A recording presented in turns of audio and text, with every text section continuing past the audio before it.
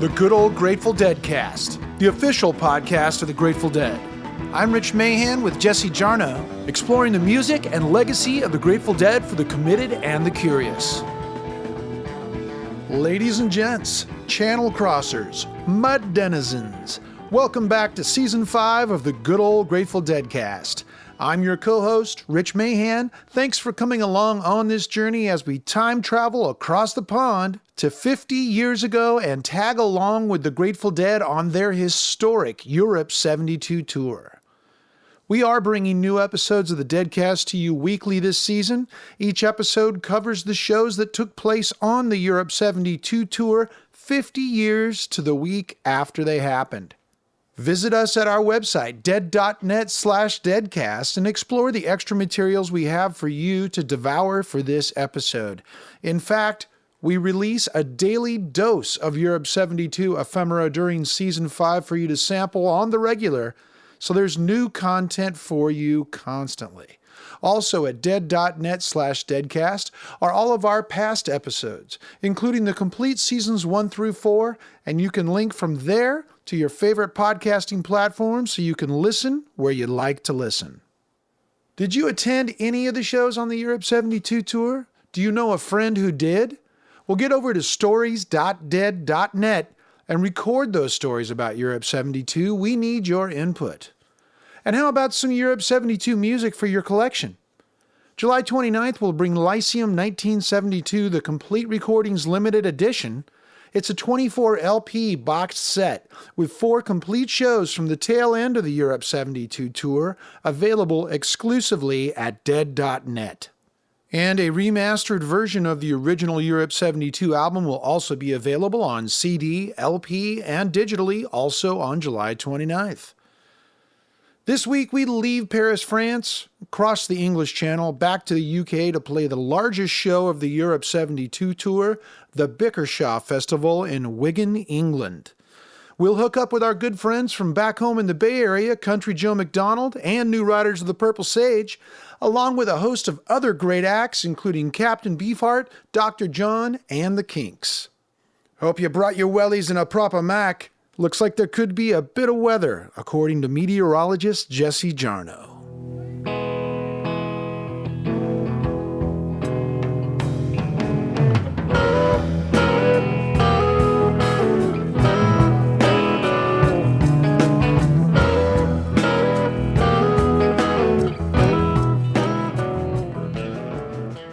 An estimated 40 to 60,000 people attended the 3-day-long Bickershaw Festival in northern England in May 1972.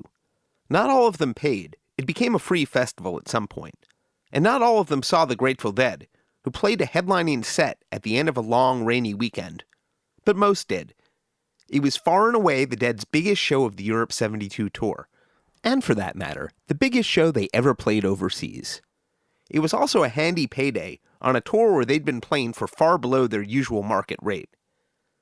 During this season of the Deadcast, we've looked at the Dead through the eyes of many fans who saw them on the Europe 72 tour, usually for the first time, usually revelatory, who've given us a variety of perspectives on what it meant to be an open-eared music head in Europe in 1972.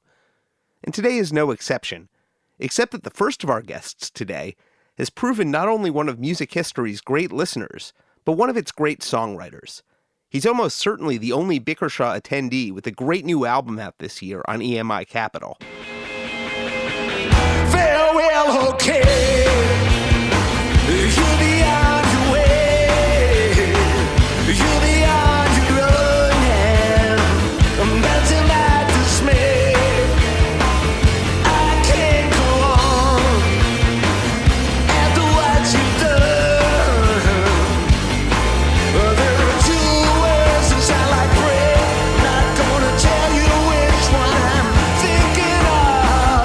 Farewell, okay. That was Farewell OK, the first song on The Boy Named If, the new album by a guest who had a most unusual path into the Dead's music, and who I can't believe I'm introducing.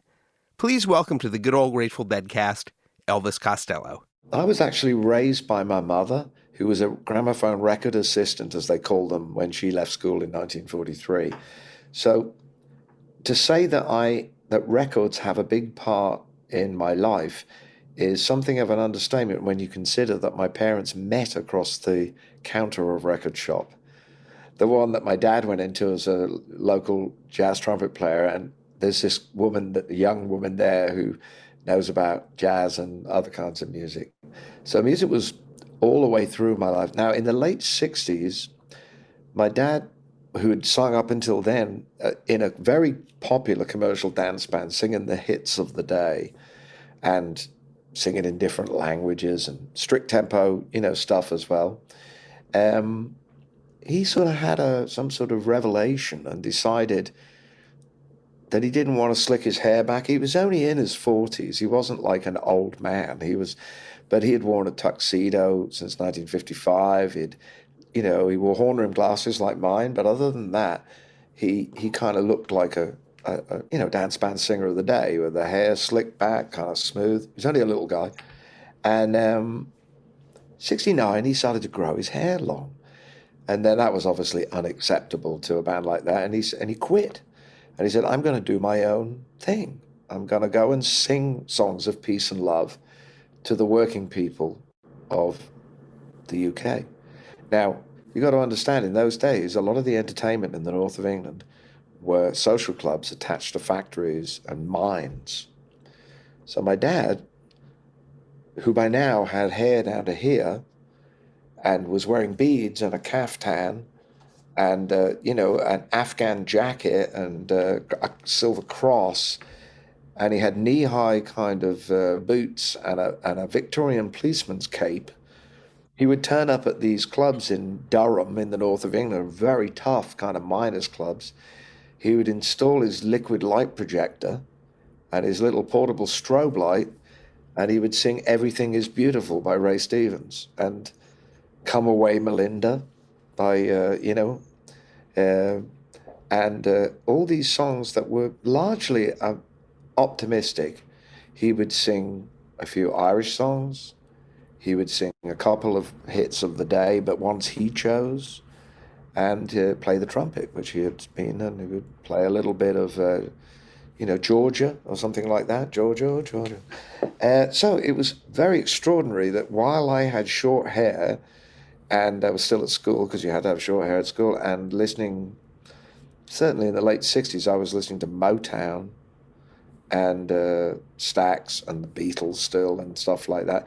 One day my dad came round to see me because my parents were separated, and he said, I've got these records that I was listening to my friend, and I think he had a few young friends by then. I don't know how to put this exactly, but let's put it this way. For a while, he had a little part-time group, and they were called the Hand-Embroidered Lemon Peel. And it involved a flute and a harp and my dad singing poetry. And he was going to be like the Incredible String Band, if you know that group, And I think I always thought, when you, bear in mind I was about 14, 15. I don't know whether you remember this time when you start to see through the alibis of adults. Like your teachers, you start to realize they're people and they can make mistakes. With my dad, I sort of think, I was just getting the inkling of what all this kind of stuff was about. I think some of this, the hand-embroidered lemon peel thing, I can say this now because he's been gone 10 years and everybody that cares is dead. I said, I have a feeling this is all a subterfuge to get hippie girls into bed. I don't really think that he's really on this trip for enlightenment. I started to suspect there were a couple of motives there. Or maybe I was just imagining that. But anyway, he came around with these records, and one of them was Oh Yeah by Mingus. Another was A Surrealistic Pillow by the Jefferson Airplane. And the third one was the first Grateful Dead record. There was a Marvin Gaye record in that pile and a Joni Mitchell record. That was a pretty good starter kit. That was more records than I could afford with pocket money, And so that's, the golden road to unlimited devotion began there.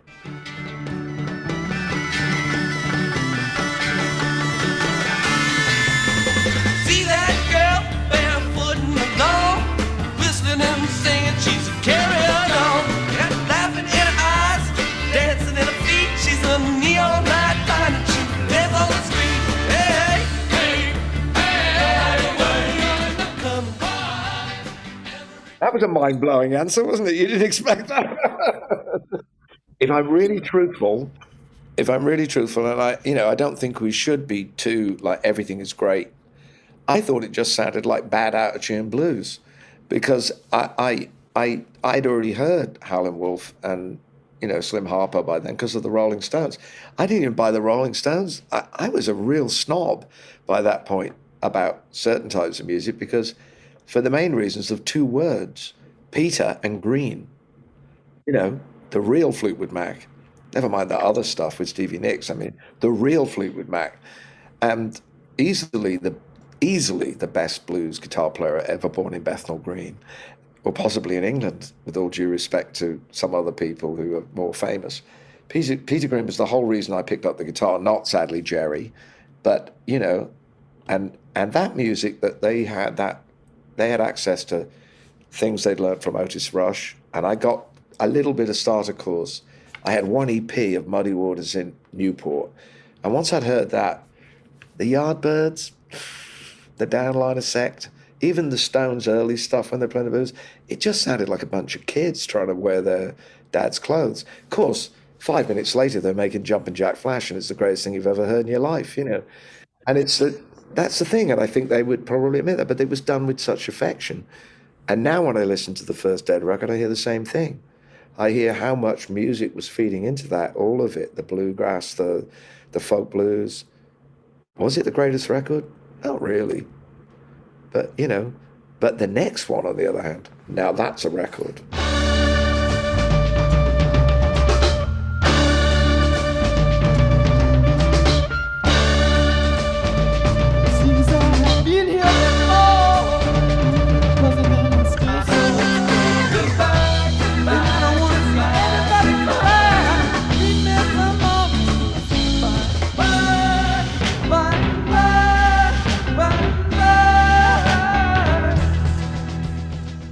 That really is out of sight. That's a mind blower. And that was the one. Skip ahead a couple of years. I'd learned to play the guitar a little bit myself by then. I was starting to play in public. My mum and I went to live in Liverpool, and there was a very big adjustment, because when I got to Liverpool, they asked me what music I liked. And when I got to class, I was a little past the age where you had to fight your way into the school. 16, you didn't. If it had been 14, definitely would have had to go out in the yard and sort it out. But they were mostly fairly tolerant of me, even though I was, to their ear, a southerner. Didn't matter that my mother was from Liverpool 8. I sounded like a southerner to them, and that was a bit cause of suspicion. And when I told them that I liked Otis Redding and Lee Dorsey, they looked at me blankly like, nobody likes that music. What else do you like? Tamla, as we used to call it. Rocksteady. This is all the stuff I'd been going to parties and listening to. As far as I was concerned, there were only two records that you needed. Motown Chartbusters Volume 3 and Tighten Up 2, which is a Rocksteady record, Rocksteady reggae record. I get up there and everybody's listening to the Soft Machine and that awful group, what's they called, Pink Floyd. Like, just this dreadful, 12-minute guitar solos. And so I thought, well, I better get myself a group. Otherwise, this is peer pressure. And I told them, well, actually, I like the Grateful Dead. And everybody backed away from me, because they were they were so frightening to most people, because they was, let's face it, Bobby Weir aside, not really a super handsome looking bunch of guys, like they look like they come kill you, even though they didn't know anything about them. I said, I like the Grateful Dead. And the name was enough to make people back off, I don't think anybody had actually really ever heard them. But that was a good alibi, because I was playing all sorts of music in the evenings. I was playing in folk clubs. I formed a group with my friend Allan Mays called Rusty, and we played songs by Dylan and songs by Van Morrison and John Martin and Crosby, Stills and Nash and Young. I don't recall us ever playing any Dead songs. I don't think Allan liked the Grateful Dead. He didn't really buy it. Turn in the corner of out of sight. If I would be honest, it's really not that bad. Do I try to be sad? Do I try to be sad? Sprinkles I might smile tonight.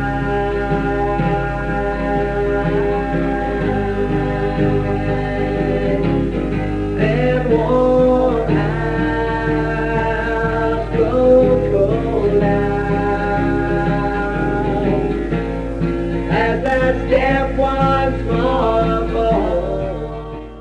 was Rusty's 1972 home demo of Warm House, an early original by the artist then known as D.P. McManus, where you can totally hear the CSN influence. Thanks, D.P. Then Working Man's Dead came out, and that changed it, because then you could actually play one of those songs yourself. You can't really sit down in a bedroom and play Dark Star. You just can't. Well, you can, but it sounds weird, But the minute you have things like Dire Wolf and, such songs, they're songs you can pick out on the guitar. In the timbers up in Ario, the wolves are running round. The winter was so hard and cold, froze 10 feet beneath the ground. Don't murder me, I beg you, please don't murder me. Please don't murder me. They're like in a vernacular, and the whole idea of that, like, secret history of America that was embodied in the band and a lot of groups of that time, some of Dylan's songs of that time, was really persuasive. And the countryside of the Birds, was all happening at once. And I was picking up these records in the secondhand record shop, well, independent record shop as we call it now, called Probe, which is still in existence. And I remember there was a guy there called Jeff that I think he owned it, and he said, I went in and I said, I've got like £4 or something. Should I buy this record or this record? And he said, it's that record. And the first record was maybe Loggins and Messina or something like that, something quite shiny. And the other one was the New Riders of the Purple Sage. And I bought that one because it had a Dead connection, first New Riders record. And now he's rolling down the mountain, going fast, fast, fast. And if he blows it, this one's gonna be his last. Of course, American Beauty was out by then, which was even more astonishing because of the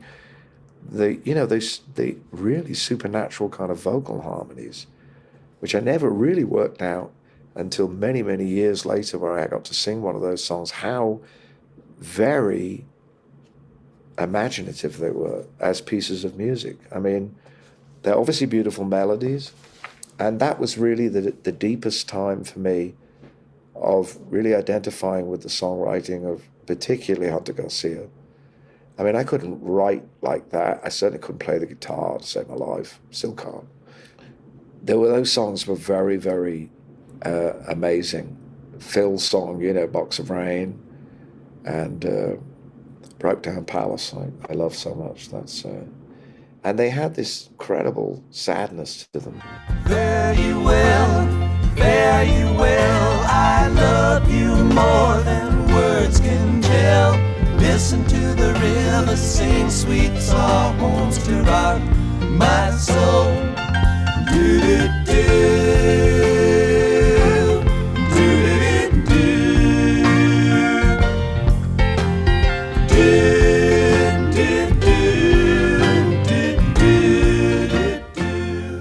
That was the other record that fills in, I think it fills in between American Beauty and Wake of the Flood, is the Garcia record, which has 3 or 4 of his greatest songs on it. I mean, Deal and, Sugaree. These are things that come from a deep root. You can go back and hear Elizabeth Cotton singing the original folk version of Sugaree, which Jerry would have known that for sure. I mean, that's the stuff that he came out of with the jug bands and the bluegrass. And these are things that I went deeper and deeper into, partly introduced by bands, like whether it was, from the introduction to this world of rich American music, the band, the Dead of that early 70s period, the Byrds, when Graham Parsons was with them, that was a huge education to people that had really grown up on beat group music, which was really largely filched from American R&B, into which Motown, with its ability to communicate as pop music, completely disrupted everything. In the mid-'60s, when we called it Tamla, you can imagine what a shock it was to have like Marvin Gaye and the Temptations turn up on television, make everybody look like amateurs, except the Beatles, So we got our education in music because it had to travel so far. There was no internet to look it up on. You had to wait until somebody interpreted a song. And you said, well, who's this person? Oh, that's Lee Dorsey. Who wrote that song? Allan Toussaint. You know, so then I'd learn who that was. There's Dr. John. What's that music he's playing? Professor Longhair. Jerry's pulling things from, you know, Sonny Terry and Brownie McGee, from Blind Boy Fuller, from all these songs, you know. And it all goes round, and there's so much, you down these roads, you go, Woody Guthrie, the Louvin Brothers, you know, so much music. I went to a festival in 71, and I'd seen the Byrds play acoustically. I'd seen a whole bunch of great people, Sonny Terry and Brownie McGee, Tim Hardin. It was a one-day event. It was magical. You know, Sunday, you know, a bunch of people like in the English folk scene. And it ended with the Byrds and James Taylor and Buffy Samory.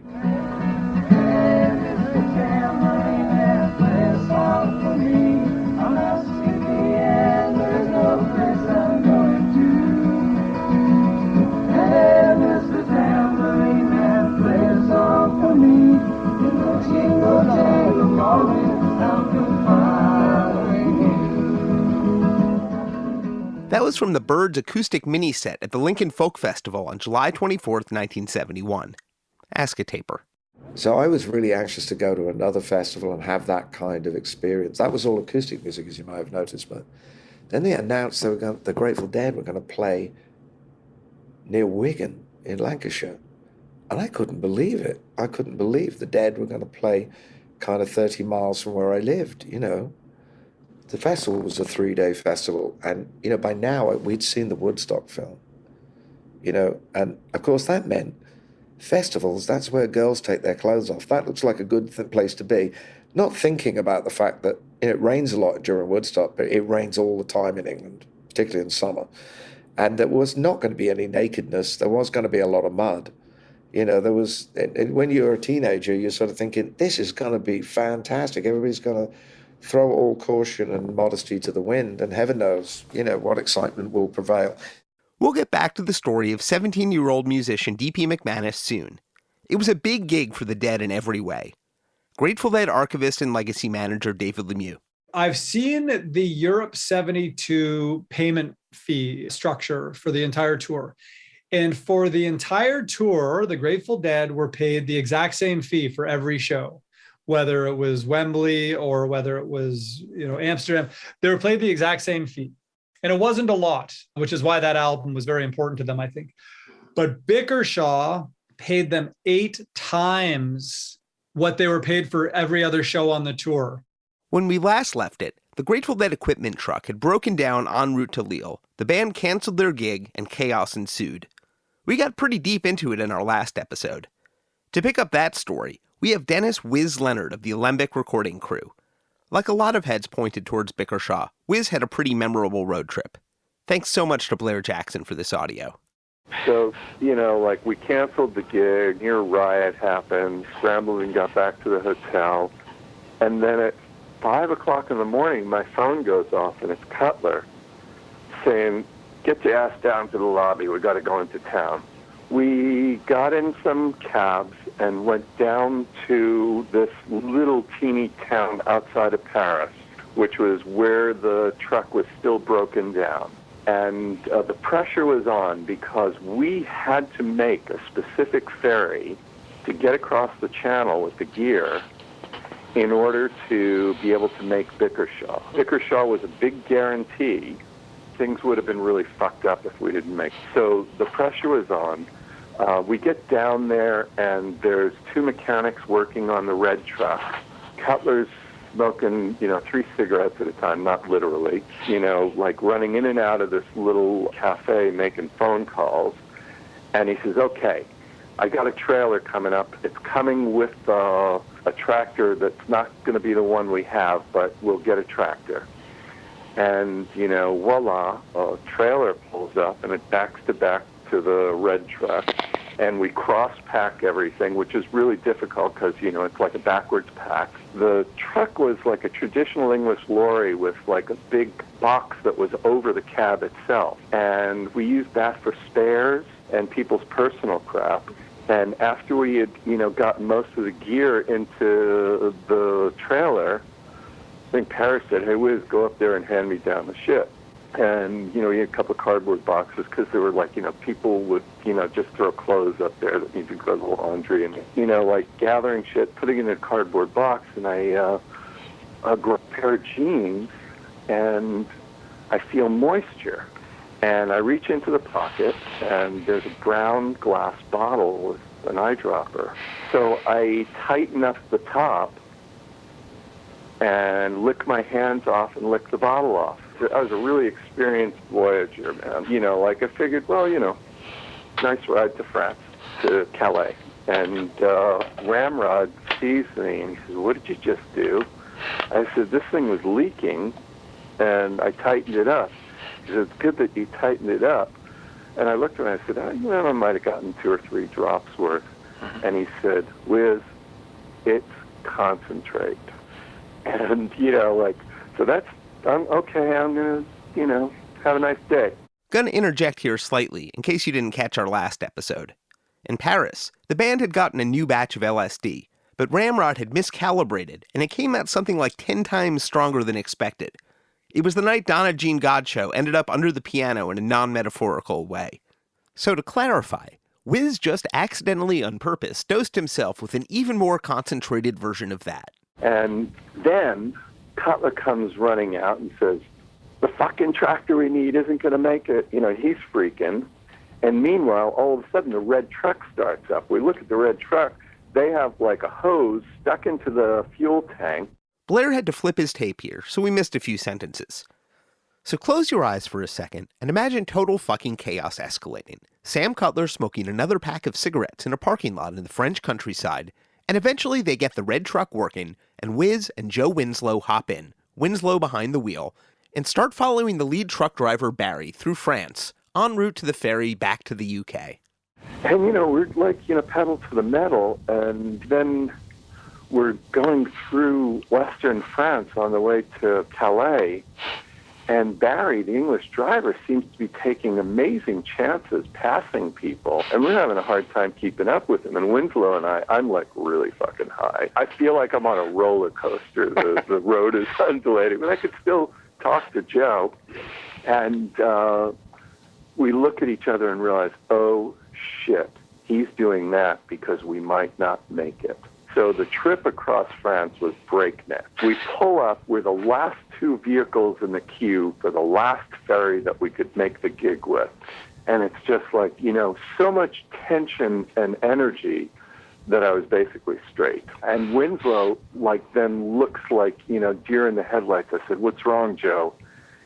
He said, "I can't find my fucking passport." I said, "Get in the back of the fucking truck and just hide behind the 16 track. Fuck this shit. We're going to England." So, we sneak out, put him in the back of the truck. And, I'm just inching forward, getting on the ferry. And all of a sudden I hear boom, boom, boom, boom.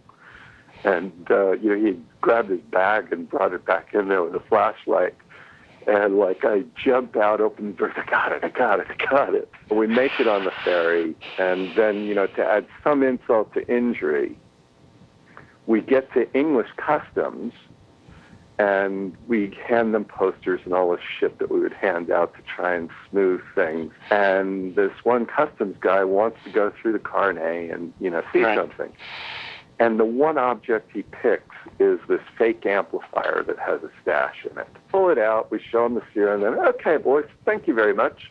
And, so it was sigh of relief, and we drove from Dover up to London. We now had time, and Barry had called his wife. We get to London at 3 or 4 o'clock in the morning, and Hazel, Barry's wife, has made us a wonderful breakfast down in his flat, have breakfast. And there was another truck that was delivered there because we were going to, there was 2 trucks actually. We were replacing the big red truck with 2 trucks. A friend of Barry's drove one up to Bickershaw, and I drove the other. This was the first time I had driven on the left side of the road. And on the way out of London, I took the side of a car off and never looked back. It was quite a day. You had to be able to do that. That was the acid test. I mean, that's what came out of the acid test is, okay, you can sit down and meditate and chant, but can you change the tire on the bus with? And that was, can you get us out of trouble with this cop? Shit like that. And that was the Kesey paradigm, it's like, let's, push it to the edge, I think that was essentially what, the Grateful Dead was about. At the other end of Wiz's acid test was the Bickershaw Festival. With funds from unnamed Manchester businessmen, the organizer was an enterprising and charming young head named Jeremy Beadle. Personally, I think we're talking in terms of about 75,000. But we've laid on facilities for 100,000. And at what point do you start breaking even financially? I'll tell you that after the festival. British listeners might recognize the late Jeremy Beadle as a popular BBC host in the 80s and 90s. But in 1972, he was just an ex-journalist looking to make his way. Sadly, Jeremy Beadle passed away in 2008. Festival fever had hit Europe with full force after Woodstock, and a festival scene was sprouting. In some ways, it mirrored what was happening in the United States. But each country's scene had its own singular twists. Free festivals had taken root in the United Kingdom in a deep way, with week-long solstice celebrations near Stonehenge, and a circuit that was somewhere between Dead Tour and the more anarchistic Rainbow gatherings. But there were also plenty of festivals in the Woodstock model, big bands playing to big crowds from a big stage, put on with the intention of making a big profit. In some ways, Bickershaw followed Woodstock quite closely. Well, where does the money come from, in fact? Who's backing you? I am not actually being backed. I'm working for the people who are putting the money in. And they are a group of northern businessmen. They're very nice, and I like them, and so does my mum. And they're faceless and anonymous. Who are they? Well, they're still faceless and anonymous. Like Woodstock, Bickershaw had a charismatic long hair up front and solid straight world money behind it. As far as I can tell, nobody has yet figured out who put in the money for the Bickershaw Festival, but it surely looked like a good proposition. Like Woodstock, it was going to be 3 days of music. Like Woodstock, there was a lot of mud. Did we mention the mud yet? Sorry if that spoils anything. And like Woodstock, they hired the Fillmore East Light Show, then known as the Joshua Light Show, now Joe's Lights, including our friend Allan Arkush. We also did a festival, the Bickershaw Festival, where it rained all weekend in the north of England. And Cheech and Chong were there, and the Kinks, and a lot of other people. From the perspective of the 21st century music head, it's just an incredible bill. Naming just a few, Friday night included Dr. John and Hawkwind. Saturday morning was for jazz, including Annette Peacock and Paul Bley, as well as Maynard Ferguson. The afternoon was for folk, including Donovan and the Incredible String Band. And Saturday night was for the Kinks, the Flamin' Groovies, and Captain Beefheart and the Magic Band. Sunday had Country Joe, the New Riders of the Purple Sage, and the Grateful Dead. Like Woodstock, Bickershaw had Country Joe. And like Woodstock, they had rain. Lots of rain. Maybe we didn't do Light Show because of the rain. We spent almost the entire weekend in this little motorhome because it was pouring so hard. And it was so cold. And we had so much trouble with the electricity on the stage and getting our equipment up on the stage and down again. There was no lifts. We had to lift it up ourselves. And we didn't have roadies. So we would have to get there early, set up the light show, get everything working, do the show, and then take it down ourselves. Like a lot of festivals, Bickershaw faced opposition, including a national so-called Night Assemblies bill, which sputtered out in Parliament that May before a proposed protest concert with the Rolling Stones could take place. And like Woodstock and many other festivals, Bickershaw would be an absolutely epic weekend for nearly everybody who attended, an unforgettable touchstone. Unlike Woodstock, the Grateful Dead absolutely brought it. The weather might not have held at Bickershaw, but the vibes did. Allan, Trist. That was the one, perhaps, occasion in Europe where the band really showed their festival chops, so to speak, and it was a full-on festival, and it was great. And there weren't crowds like that anywhere else except Wembley Pool and somewhere in Germany. Maybe it was the Munich show, was pretty big too, I think. Though the recording sounds like every other well-balanced master pulled in the alembic truck, the experience in the crowd was considerably different. Surely every gig on the tour was meaningful to audiences, But Bickershaw was transformative for many. So let's hang with the heads, starting with Barbara Nellist. I had a group of hippie friends who were students in Durham, and we sort of shared a hippie dream of all living together and having a commune, and all those things were all rolling on in 1972. So I kind of tagged on to their love of the Dead. A couple of them had been to Newcastle to see the Dead, a bit earlier in 72. And, the chance to see them again, they were wanting to go to Bickershaw, and a couple of cars, and I went with them. I'd moved to Leeds by then, but, we were still close, and we're still close now. Stephen Feldman. I was a student at Cambridge University from 69 to 72, and I got turned on to the Grateful Dead back in 69, listening to Dark Star and St. Stephen and stuff. And most of my pals at university were also Deadheads, so it turned out that we must listen to some Grateful Dead tracks almost every night during those 3 years. When the Dead came to England in 72, I was at the first Wembley gig and absolutely blown away. But when Bickershaw was announced, we knew that this was going to be the event that we had to get to. And 10 or 12 of my friends from university got together. We hired a panel van. We took all the mattresses off our beds and lined the van with mattresses, stocked up with food and booze and drugs and stuff. Brian Petheram, a.k.a. Peth, was the enterprising sort. My first Dead show was for Saturday at the Empire Pool, the 8th of April, and I certainly wanted to see them again. The next chance was at the Bickershaw Festival, which was unfortunately at the other end of the country, in the northwest of England. However, there was a ticket agent in London who had a package with tickets and coach travel. So I decided, as I just had my student maintenance grant, to invest in hiring the whole coach and reselling the tickets with help from a friend who had a bit of money as well.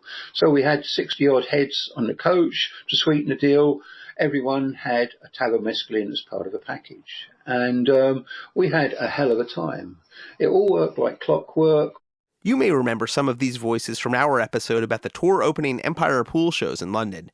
Many were ready for another dose. Chris Jones.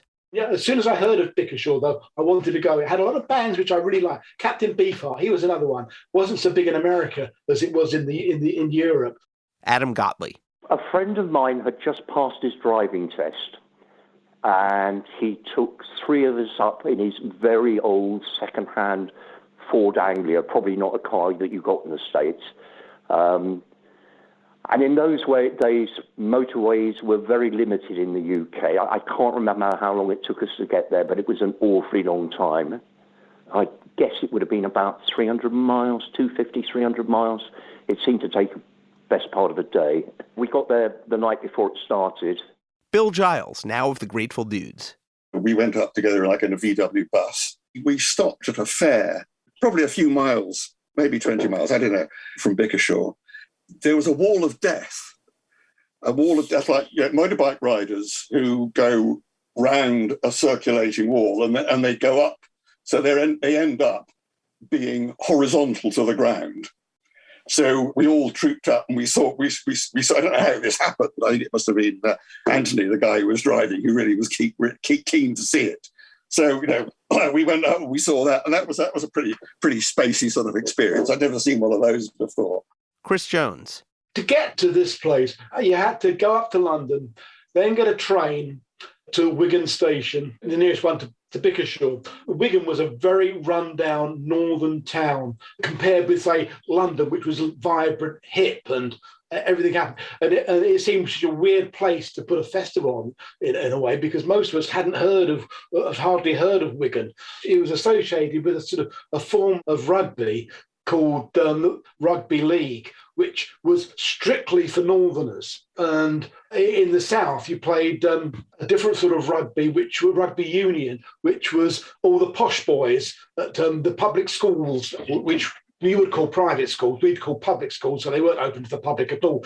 It was very much a lower class, working class area with a lot of unemployment and stuff, and back-to-back terraced houses. So it's a very poor thing. But you get to Wigan, then we had to get a bus to within a few miles of the campsite, and then wander on from there on foot. And I remember it taking a long time to walk to the festival itself.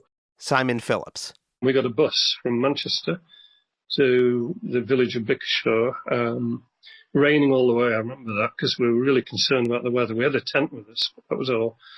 And, oh, God, it was awful when we got off the bus. It was an industrial, wasteland. It was a former mining community, and it was drizzling and rainy and cold, and all the figures. I mean, there's a famous painter in the UK, Lowry, who used to paint people coming out of factories all hunched over against the wind and the rain, and everybody looked like that. And but there were a lot of people around, with long hair, so we knew that we were in the right place, and made our way to the festival ground.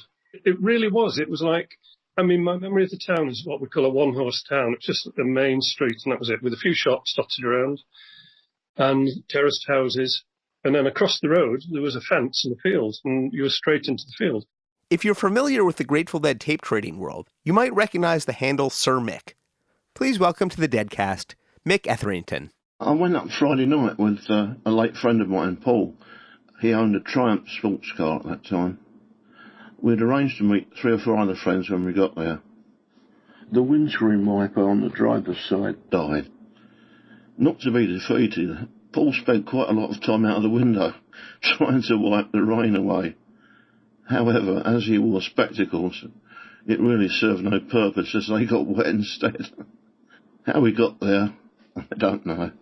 It was pretty late when we did get there, and I can remember hearing Dr. John on stage, but we never got to see him as we were putting our tent up and trying to get somewhere dry. While Sir Mick gets settled and other heads make their way to the festival site, we're going to take a detour, but only a very slight one. The Friday night headliner at Bickershaw was the British band Hawkwind.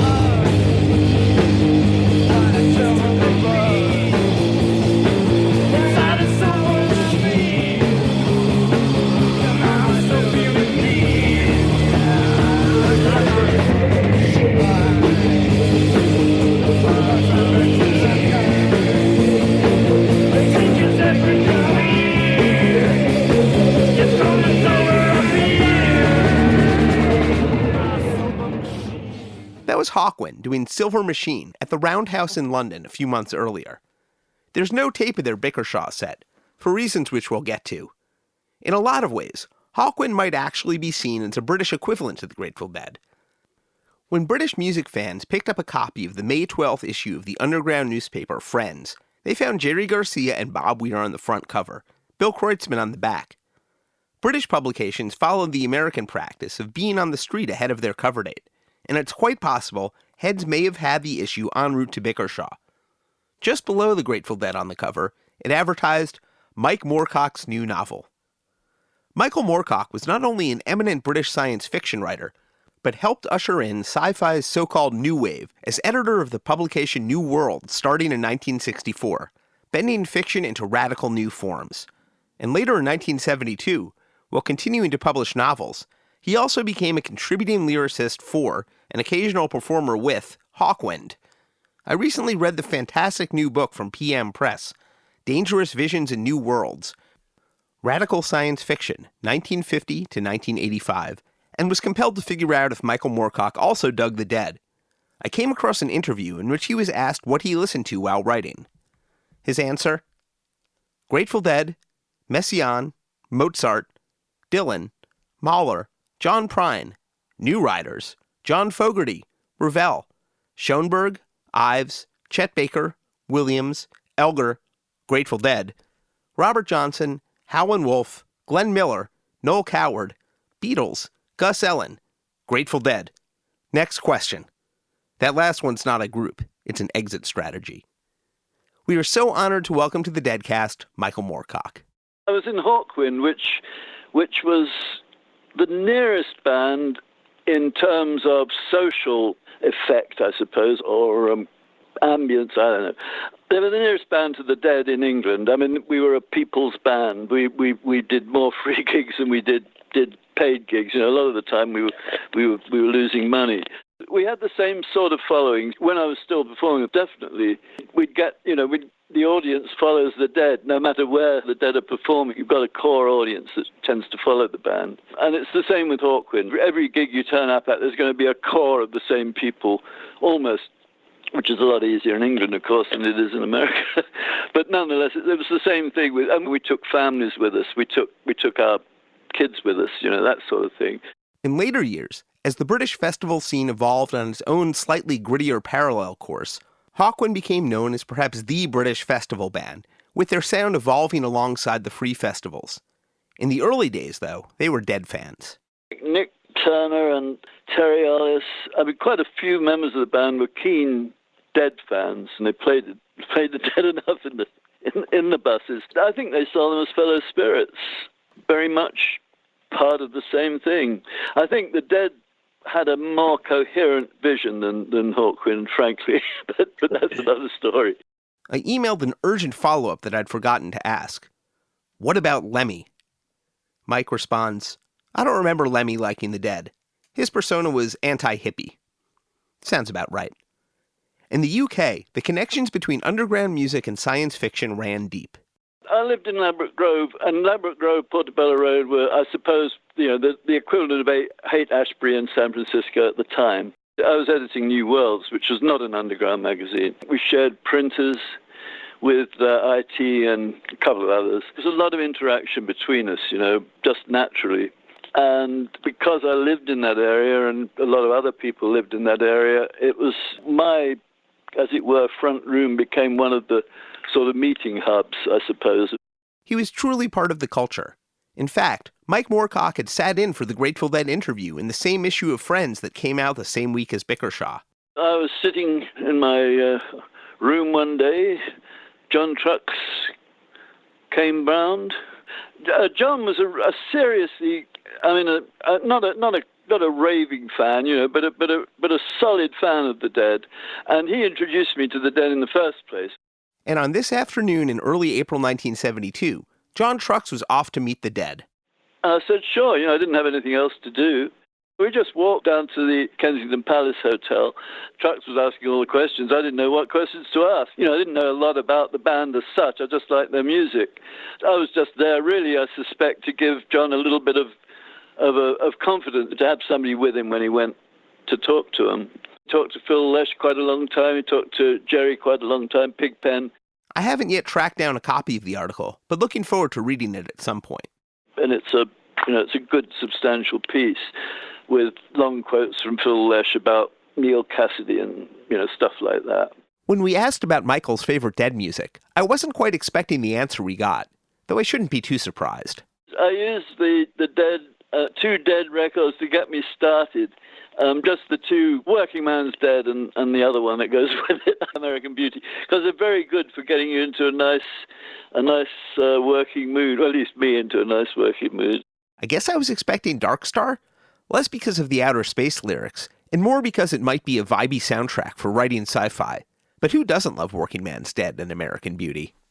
Thank you so much, Michael. If you're interested in the deep and layered connections between science fiction and the counterculture, I really do recommend the new book, Dangerous Visions and New Worlds, Radical Science Fiction, 1950 to 1985, available from PM Press, also a publisher of Michael's writing. We've posted links at dead.net/deadcast. We'll transition back to Bickershaw now, by way of The Black Corridor, a Hawkwind song written by Michael Moorcock, here performed on the BBC in September 1972. Is infinite. It is cold. Space does not feel pain. Space does not laugh. It's all true. Bill Giles. We got there on the Saturday evening, I think probably after dark. And then somehow we got into the backstage area.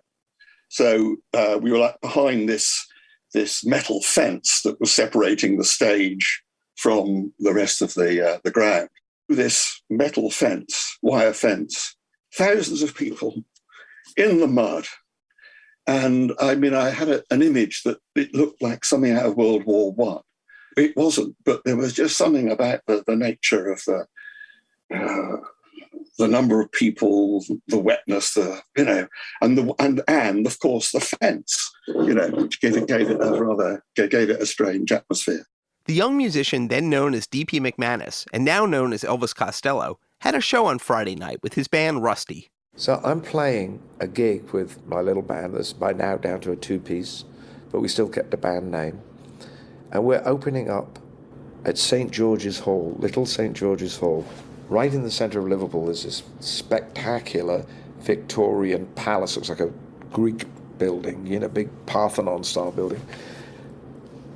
Victorian monolith, has a small theatre in it where Charles Dickens read. So it goes way back, has some history.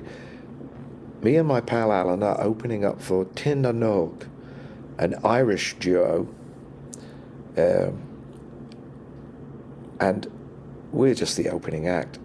I stick around to hear a couple of Tin na Nog songs, and then I hit Lime Street, because I'm going to go to Bickershaw the next day. I come out into Lime Street, and there is like rain coming at about a 35-degree angle to the ground. It's like needles. And it never occurred to me that it might be a bit wet at Bickershaw. I got the bus home with my guitar. It wasn't very complicated then. Next day, I got up and I headed off. I'm leaving, and I got there on the Saturday afternoon. Now, all I had was a pair of boots and a blanket. I had no tent. I'd not thought about the fact I'd be sleeping in a field. I hadn't thought about that.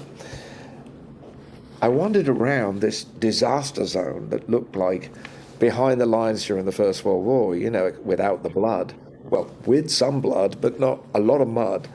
And it was completely a disaster. You couldn't get from one side of the field to the other because parts of it were completely submerged.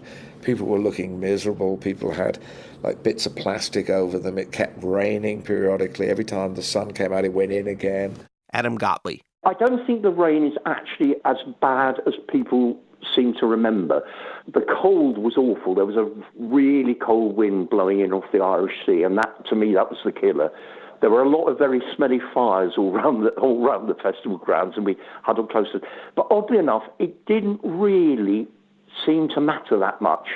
Barbara Nellist. The year before, I'd been to Glastonbury, and that was really like, hot sun, naked people, peace and love, all that. Bickershaw was a bit hard. It was wet, it was muddy, but the atmosphere was great. It was safe and fun, and it was really good. Lots of people there, lots of dope, some acid, and there was no trouble. It was a lovely atmosphere, although the weather was crap. The sound wasn't great. I think the weather was against us, so it was more the atmosphere and being there with like-minded people. The UK Dead shows also marked the beginning of the UK Dead taping scene. Simon Phillips. I was very new to taping. I didn't even know there was a taping scene then, although I got into it very quickly after the Europe 72 tour. I'd recorded the first night at Wembley, but I'd only bought the tape recorder that morning, so I was unfamiliar with how to get a clear line of sight to the speakers, things like that. There were 5 of us who lived in a house together at the university, and one of my other friends who didn't come with us, he'd bought himself a little cassette player and recorded Roxy music a few weeks earlier. And I thought, that's a neat idea, because he's got little, something to remind him of the show. I recorded the Wembley show because I wanted a sort of record. Like when you were a kid, you took holiday snaps and they reminded you of your holiday. This was very much, for me, not to trade or anything, just to remind me what they'd played. I was really paranoid. There was no checking of bags, but I didn't know if I was allowed to do this. So there was a security guard standing maybe 10 feet away from me, raised up, on some steps. So I kept the microphone down on my lap, not knowing I needed a clear line between the microphone and the sound. So mine's very muffled. Yeah, but it's a muffled recording of an awesome Dead show that didn't really circulate from a good source for another 40 years. And it gave him a first round of practice before Bickershaw.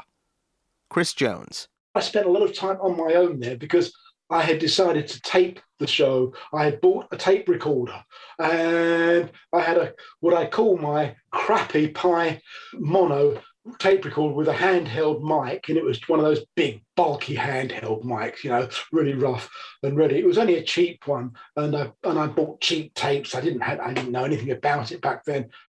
My brother wanted to go, but he couldn't, so I managed to tape bits of other artists. So he was into an English band called Wishbone Ash, so I managed to tape maybe 20, 30 minutes of them.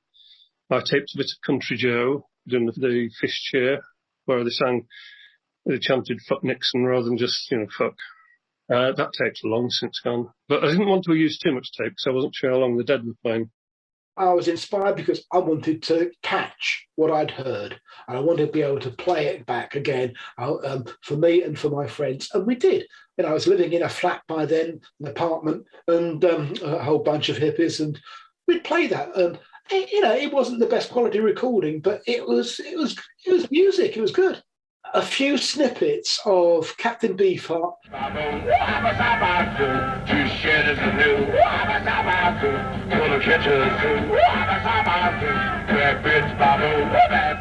The Kinks.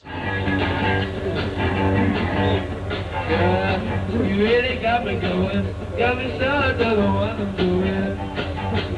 Yeah, you really got me now, got me started to get me back. Yeah, you really got me now, got me started to the one I'm doing. Oh yeah, you really got me now, yeah, so I got me back. You really got me. And the Flaming Groovies. I was born in a crossfire hurricane, and not very much of any of them. So my friend and I, and God knows where we found it, we found a huge sheet of clear plastic, which we used to sit on in the mud, and we were able to pull it up behind and over us and round the sides, and just keep a sort of hole so we could look out. And I seem to remember, maybe it's one of the other acts, but I certainly remember pushing the microphone out through this hole, pointing into the stage. The incredibly comprehensive site, ukrockfestivals.com, has attempted to collate set lists for all the performers at Bickershaw. It includes a set list for Hawkwind's Friday night appearance with the note, "Confirmation of a tape of Hawkwind's set is in existence, received in April 2003. However, it appears that both this and the Wishbone Ash set have been erased by the taper's brother." Jeez, bummer. On this tape I did for my brother, he had a hit record in the UK called Silver Machine. And I taped that one song for him. And nothing's going to bring it back. Adam Gotley. What was nice about it is it was mainly American bands, but the English bands who were there were by and large ones that I would like to have seen. So it felt like a nice mix. The Kinks played a good set. Elvis. I remember seeing the Flaming Groovies. I remember seeing the Kinks for a minute. It all goes into a big mess. On Saturday, I remember watching the Kinks, and I'm sure they were really drunk. Not all that unusual for them, but it was enjoyable. Later in the day, I attempted to tape Donovan and got a place very close to the stage. From what I can remember, it didn't come out too bad, but it's long since disappeared. Also in the crowd at Bickershaw was 19-year-old John Mellor. Like D.P. McManus, he'd find his own rock and roll name a few years later when he became Joe Strummer and co-founded The Clash. Later on, I found out Joe Strummer was there as well. Joe was a great one for the festivals. He used to go to Glastonbury and have a big scene. I didn't really return to the festivals unless I was on the stage after that. There's a Joe Strummer quote that circulates about Bickershaw, which seems to come from a letter to a friend in which he wrote, "Captain Beefheart's set in the early hours of the morning at Bickershaw Festival was the best concert I ever went to in my life." Based on the memories of heads we spoke to, I wouldn't actually doubt it. Adam Gotley. I think you'll find that anybody who was there will say that the Captain Beefheart set, I mean, that was extraordinary. Fabian, a friend of mine who was with me at Bickershaw, was possibly an even bigger Beefheart fan than a Dead fan, and for him, that's the musical highlight of his life, quite literally.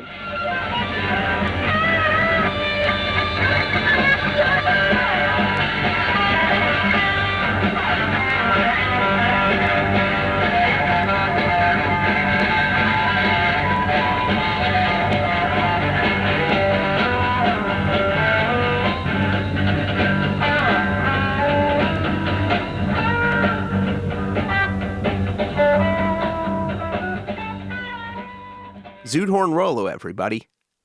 Chris Jones. One of the other big acts which I really wanted to see was Captain Beefheart. He always put on a show in a way that Jerry Garcia never did. He was never a showman, but Captain Beefheart always was. That was part of his appeal, part of his mystique. I recorded a reasonable recording of that. Bill Giles. I remember seeing, Dr. John, Maynard Ferguson, a sort of jazz trumpeter, and then a Captain Beefheart set that was just quite extraordinary. All this weird music going on, but the guys walking back and forth across the stage, a really discombobulating experience. Barbara Nellist. The beginning of May in Lancashire is cold. It's a bit miserable, but I think there was a bit of a wartime spirit. Everybody was so thrilled to be there, to be seeing all these great bands. We were camping in the festival. Now you kind of camp a mile away and walk to the festival. Where we were camping, there were fires around us. It was chaotic. We had a tent and we had sleeping bags and we had our pitch, which we went away from and came back to. So I can't remember being really wet all the time. I think we must have had some kind of comfort. We had a pretty good tent, I think. So we were okay as far as that was concerned. Simon Phillips. So we got there before it started because we'd taken a tent with us and there was a field right next to the arena area where they allowed camping. So we had a little 2-man ridge tent, a little white tent, and we pitched that in the camping field. And as we came through the gate into the main arena, we looked back and we said, well, there'll be more tents later on, but we'll find it because if we follow the line from this gate to that tree at the far side, we're bound to hit our tent. Little knowing that at 2 o'clock the following morning, when it's pitch dark and we couldn't see the tree, there's now about 500 little white tents in the field. And we never did find the tent. We ended up sleeping in a marquee and slept about 100 people. So my tent may still be pitched in the field. In British English, marquee means a large tent with open sides. This gringo learns something new every day. Elvis Costello.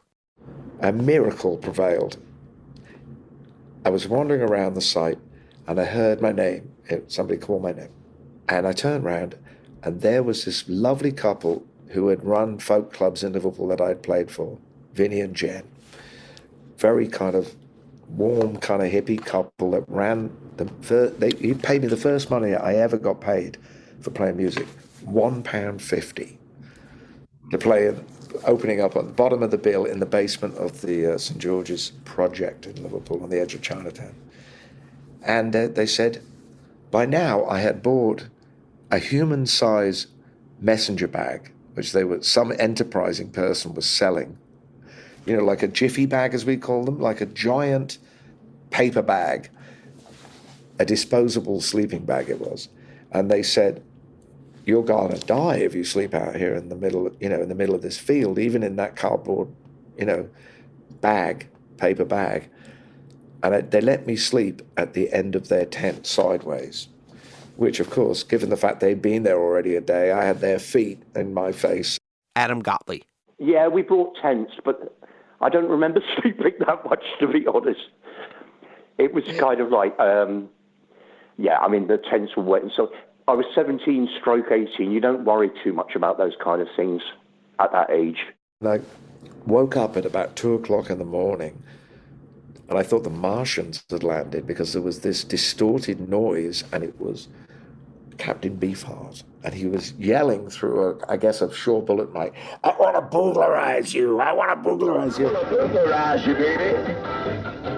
I'm going to burglarize you.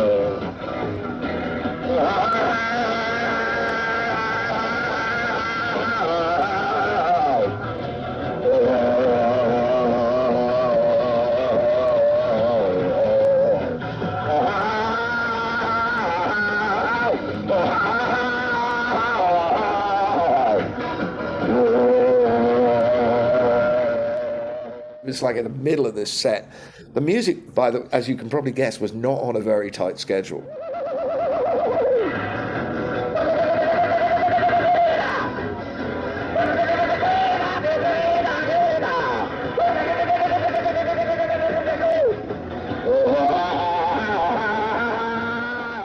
Sleeping quarters varied. I think we sort of crashed in the VW bus. Oh, right. I think we got a lot less wet than an awful lot of people there. There was a big field. It must have been an old farm or something, and the stage at the front, and then a big pit, loads of people at the front, and that's the area which I think got really, really mucky.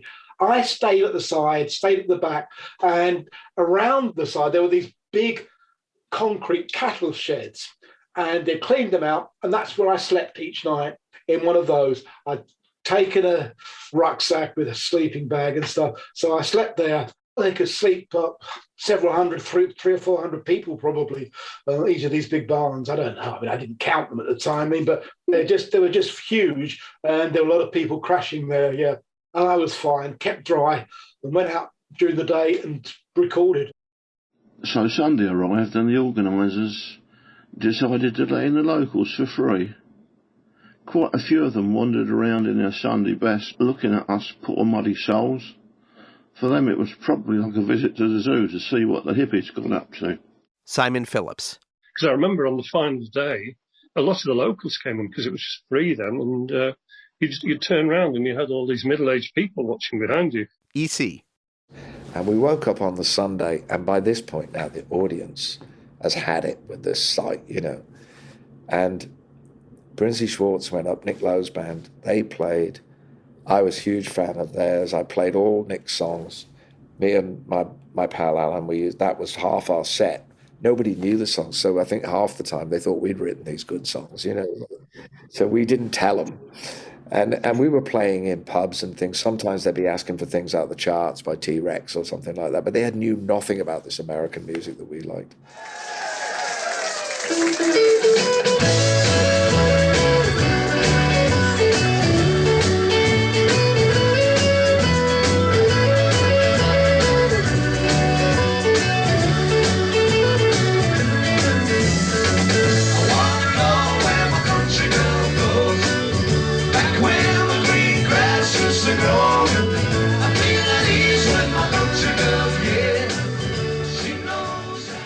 No tapes of Brinsley Schwartz at Bickershaw seem to survive, but that was Country Girl, one of the Nick Lowe songs covered by Rusty from a 1974 show released as Live at Sheffield. A few months later, Elvis would use the Bickershaw set as a conversation opener with Nick Lowe, beginning a long friendship. Sometime early on Saturday, the Grateful Dead and the New Riders of the Purple Sage and their extended family rolled onto the site. A news crew cornered Jerry Garcia for a brief interview backstage. Jerry Garcia, it's pouring with rain up here. Yes. What does the site look to know? Well, muddy, of course. You're still going to play? Oh, yeah, I think we're going to play, yeah. What you can do for a thing like rain or cold is, questionable, What can you really do? Not really much. And like at Woodstock, the light show didn't happen. But Al and Arkush got some hang time. Everyone was complaining about how cold it was and their fingers. I remember the New Riders being there at Donovan, and it just poured, and they must have drank 1 million bottles of Newcastle Brown Ale because it was just ale bottles and mud.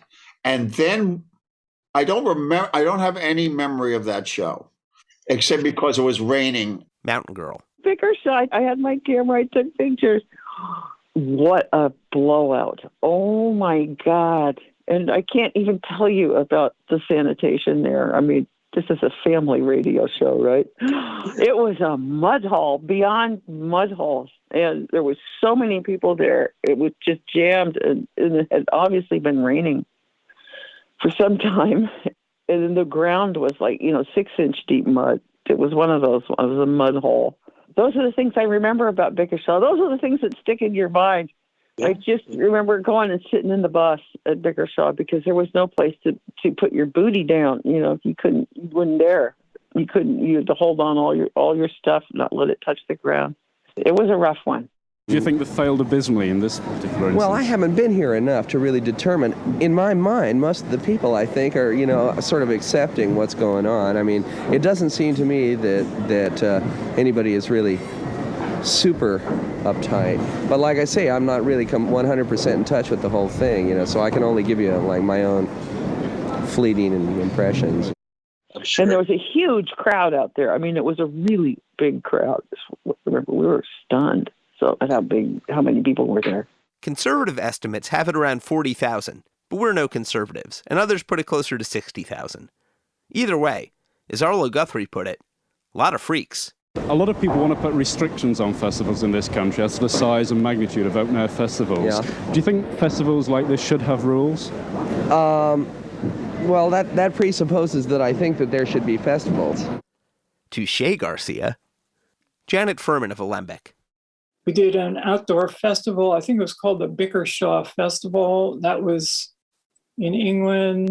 It was kind of a little mini Woodstock. I think it rained and it got muddy. That was a fun show. Of course, it was a lot better being on stage than being out in the crowd. If you look at photos of the festival, it seems like everybody in their commune mate are crammed into the wings on the giant stage. Back to Wiz. We had, a bunch of caravans back behind stage, and Cutler got summoned to go out and get us a bunch of steaks, and we had, a steak lunch. John Morris, who'd helped build the tour with Sam Cutler, came up for the festival. It's where the first time I discovered that there were, in fact, Winnebagos in England. We'd done some stuff in the States with Winnebagos, and we needed, a place where you could have a bathroom, sit down, make a meal. We cooked these great steaks in the Winnebago, but that's not all I remember. But if you were working, it was quite a different story. Weather was fucked, it was just a festival, and everybody was glad to get there and get it over with. The one memorable thing is, they had a huge PA, and we put the Alembic PA up anyway. Steve Parish. Thing about Bickershaw was we were way up in the north of England. It was a big, big scene, man. And the stagehands they had were coal miners from Newcastle, and they were fucking rugged, boy. And they didn't like our attitude, and we didn't like theirs. And so almost came to murderous blows, man. So this guy came up to me, he said, if there's any throats to be cut, we'll be cutting them here. I want to tell you that. I said, oh, boy, I talked to fucking Robert Newton here, Captain Bligh, or somebody like that, But a pirate, it sounded like a pirate, but or a whaler. And these guys were fucking really, really tough. Allan Trist. It rained and then it didn't rain. I think it was on and off raining. And I do remember that Healy was very concerned about the generator, which wasn't properly grounded. In the rain, that could become a real danger to musicians on stage, There have been incidents. So I remember he had me going back and forth to talk to the promoters about making sure that this was probably grounded, or the band wouldn't play, and so it was a big kerfuffle over that. But the road crew taught the locals some new tricks. We would roll our joints in those days exactly like a Camel cigarette, because we found that to be safer than smoking what looked like a joint in some of the places we were in. It brought attention to you. We could get away with it if we didn't. So we had our joints rolled like that. And this one guy, he wouldn't believe it that it wasn't a cigarette. So I let him smoke one, and he got kind of out of his mind. They had to take him out in a stretcher, because he used to smoking our strong weed, which we had. And that would happen occasionally in other places too. Our weed was always strong. And don't forget, weed is a psychedelic. In those days, the powerful weed that we had, the Mexican weed grown in the mountains of Michoacan, Sinaloa is what we brought. And it was beautiful, lime green with these red seed caps. I can see it right before me right now, till Nixon started fucking with Intercept on the border. But we had those seeds, went to a lot of places and started whole new crops and new kinds of strains. Anyway, why you guys want to know so much about weed for? We'll ask the questions here, Parish. Adam Gotley. I seem to remember there were some clowns at one point, and it was kind of like, it was a sort of very old-fashioned kind of, in the nicest possible way, sort of show like that. It wasn't just the music.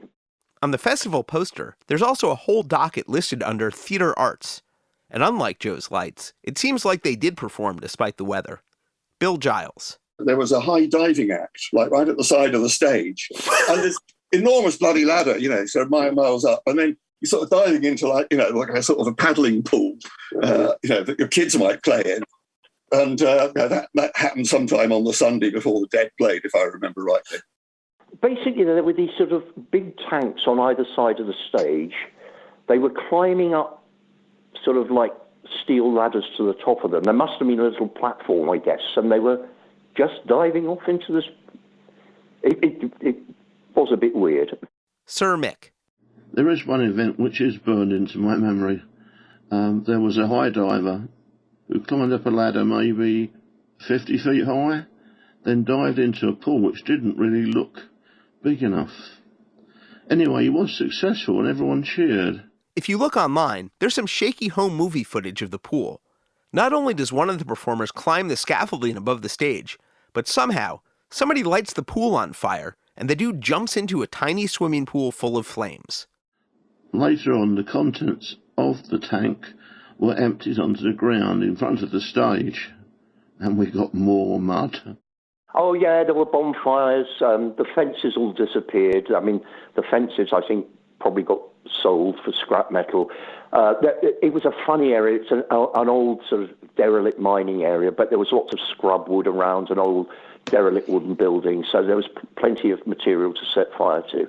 Please welcome back to the Deadcast, Alex Allan, proprietor of the essential Dead lyrics site, whitegum.com.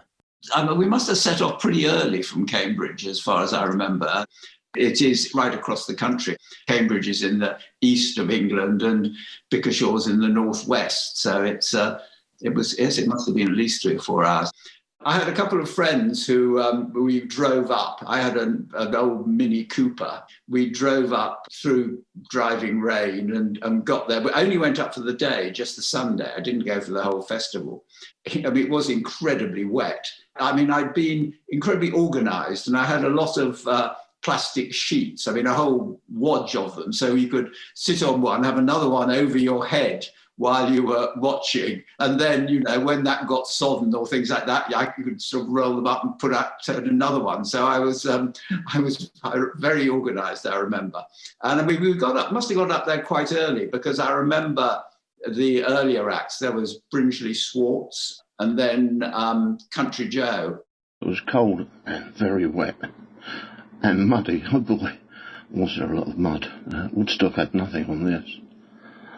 I got to see who I wanted to, and I spent a lot of time under a sound tower trying to stay dry. By Sunday afternoon, I was starting to feel a little tired. I didn't get a lot of sleep for the whole 3 days. Then Fabian announced before the concert he was going to go backstage to meet Garcia. Did I want to come with him? And I said, no, don't be ridiculous. No, you're not going to get close to him. And Dave went with him, and I've still got the photographs of Fabian and Garcia talking. Dave has become an extremely good photographer, but even then he was quite good. And he discovered that there was a hole in the stage, and he managed to somehow climb up to the hole and take photographs of the Dead and the new riders from virtually point-blank range. I know this is going to sound odd. I got the impression that the audience were there out of curiosity rather than there being huge numbers of Deadheads. And yet the opposite was true at Bickershaw, where it was quite clear everybody was there to see the Dead. Nobody left, and the weather conditions dictated that people should leave. But nobody left. Everybody was still there on the Sunday night. Remember Stephen Feldman, who'd come up in the van? Through some strange quirk, we managed to get the van backstage where all the people working on the gig were. I think one of my friends had a contact or knew someone who knew someone. So we were there backstage and able to walk right to the very front of the stage to watch the gig. Started off that night, it was a Sunday night, and it started off with the New Riders.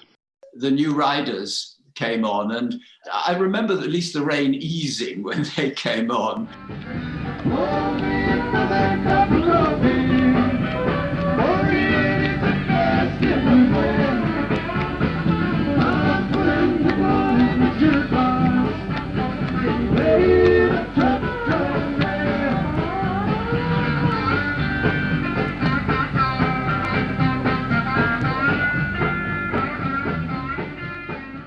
are only audience tapes. Please welcome back to the Deadcast, David Nelson of the New Riders of the Purple Sage. No, we were lucky to get on the thing. We were added at the last minute.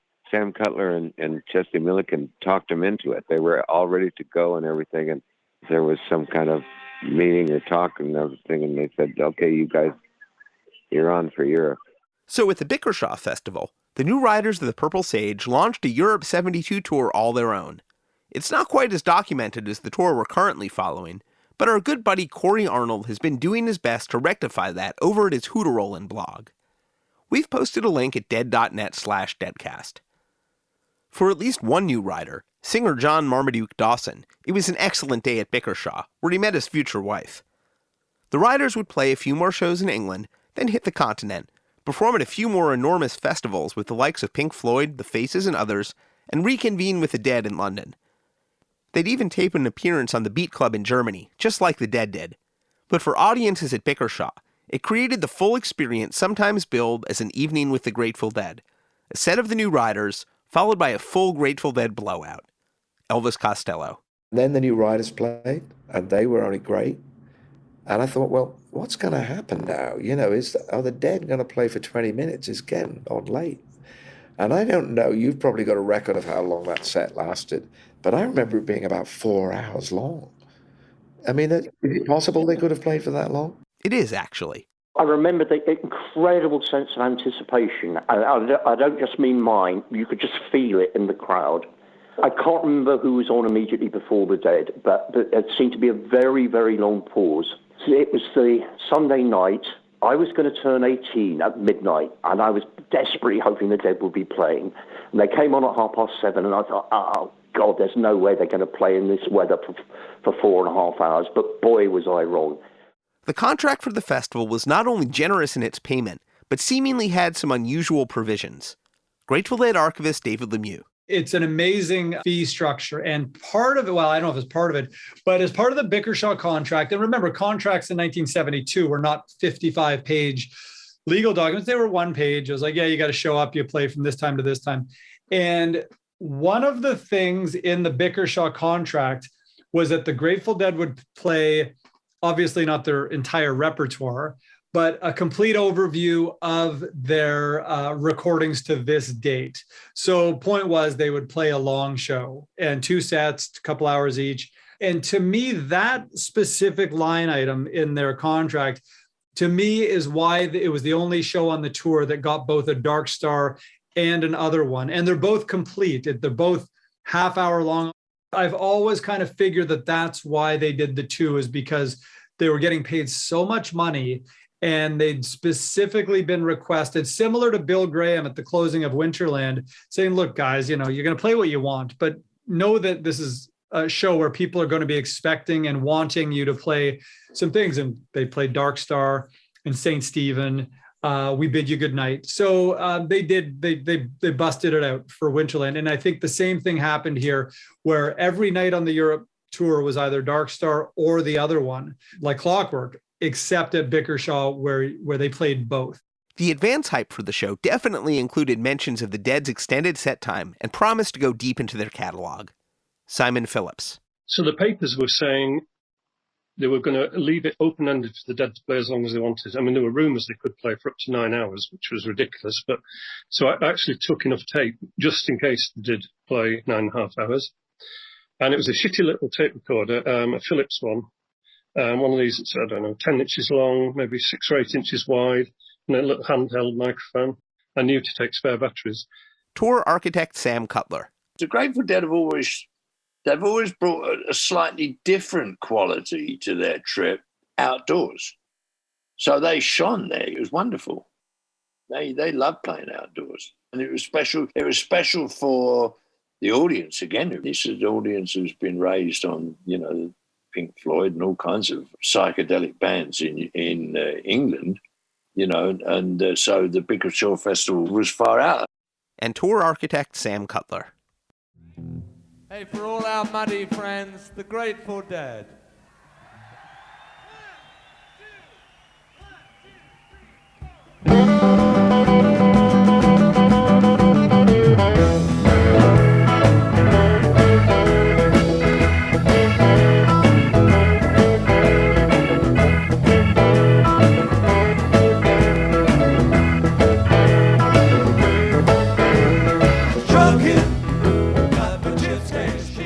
Adam Gotley. As soon as the Dead came on, the sun came out for the first time in 3 days, and that really did happen. And I think we all thought there was a certain inevitability to that. Allan. And then when the Dead came on, actually, it dried up and the sun came out. It was magical, but it was still pretty. It was incredibly wet and muddy still, but you could actually sort of stand up and not get soaked and watch them play or listen to them play both. And then, just as the sun was starting to go down, the Dead came on stage and immediately got into their best run. And I think of all the Grateful Dead gigs that I've seen, and I've seen every single one that they've played in the UK and a couple in the US, this was the best ever gig they did. Of course, the mescaline may have helped. What I do remember, right from the word go, they started off with a really lively version of Trucking. And it just got the audience going. Everybody was dancing in the mud. It was fantastic. Yeah, I think even the first set was about 2 hours long. Something like Trucking was, I knew from American Beauty, but actually hearing it live was a completely different experience. And it was true of several of the songs that the live experience just was, the studio albums of Working Man's Dead and American Beauty, they're perfect, but, they're nothing like the live performances. And the live performances have an energy that the studio performances, are beautiful, but don't have the same energy.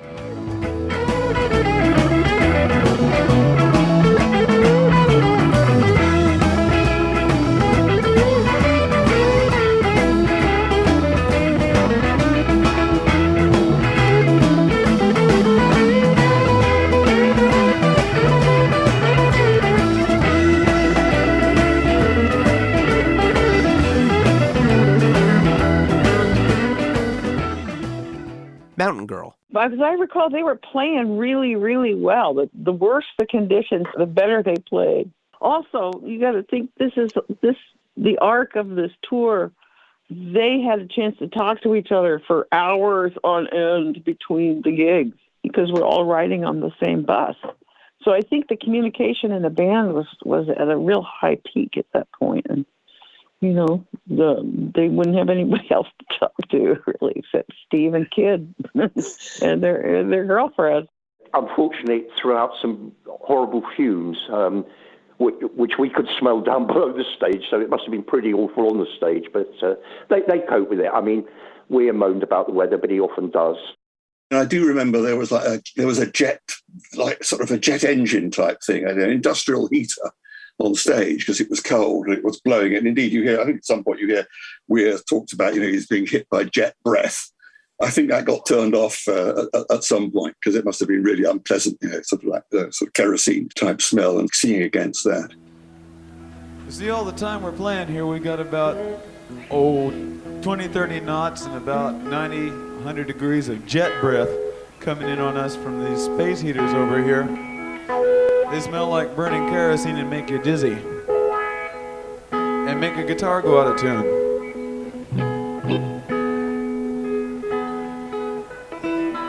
But without them, all this would not be possible.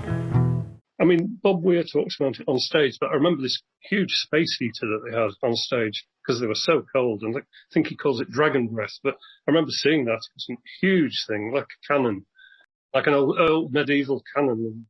But despite the adverse conditions, things were going fairly smashingly. There were new songs left and right from all three of the band's lead singers. The black-throated wind keeps on pouring in with its words of a life where nothing is new.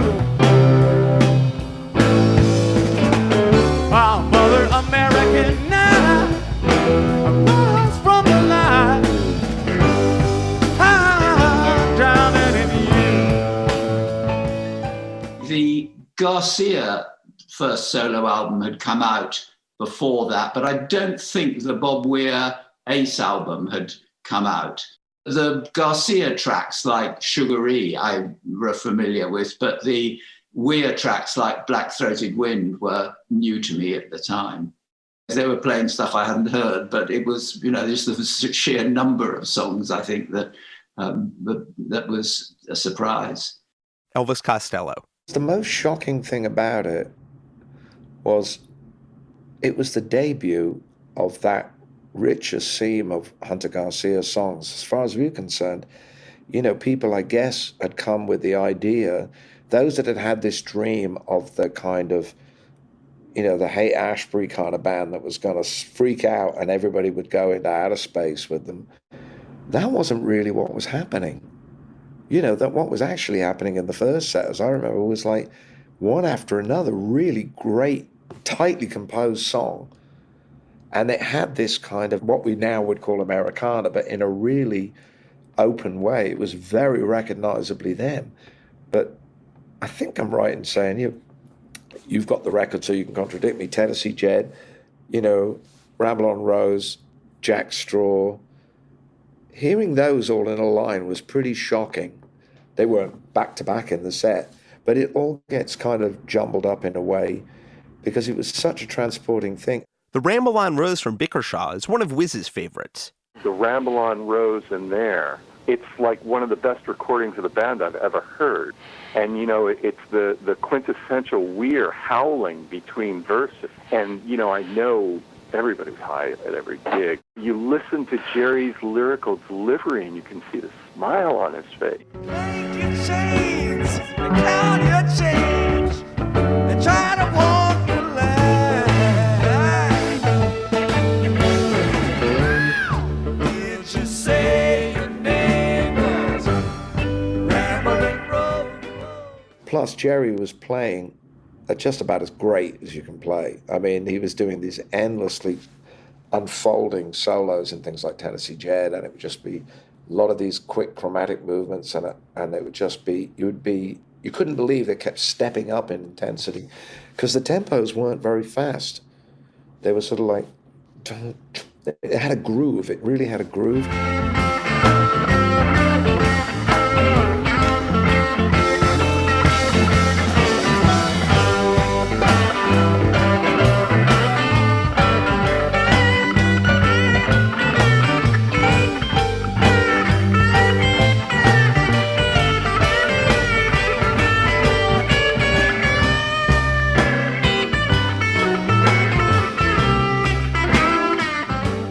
There's an anecdote that goes around that says that when Elvis Costello saw the Dead at Bickershaw, he was inspired to start his own band.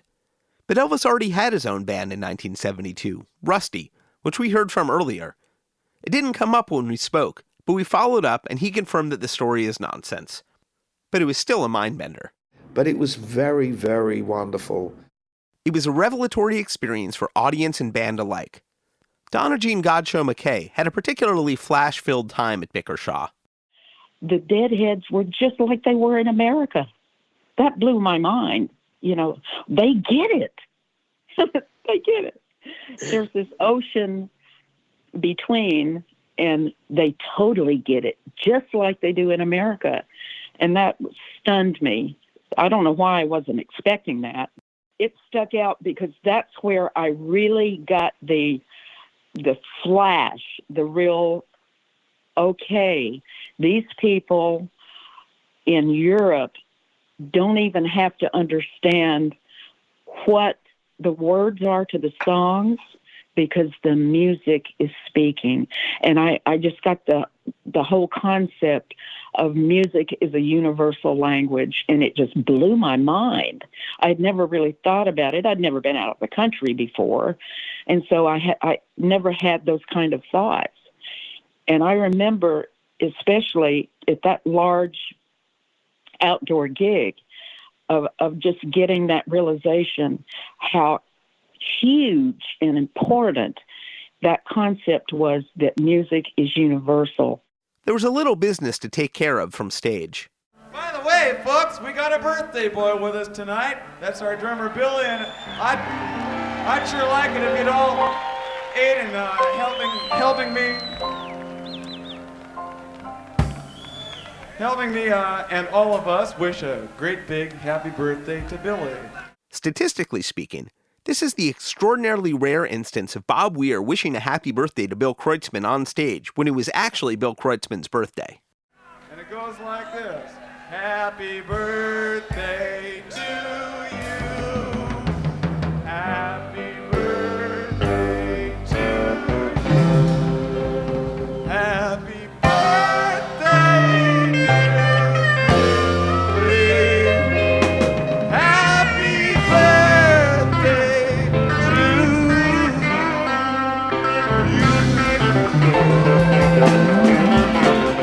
you. Ben Holler of the lighting crew got his own perspective on the festival.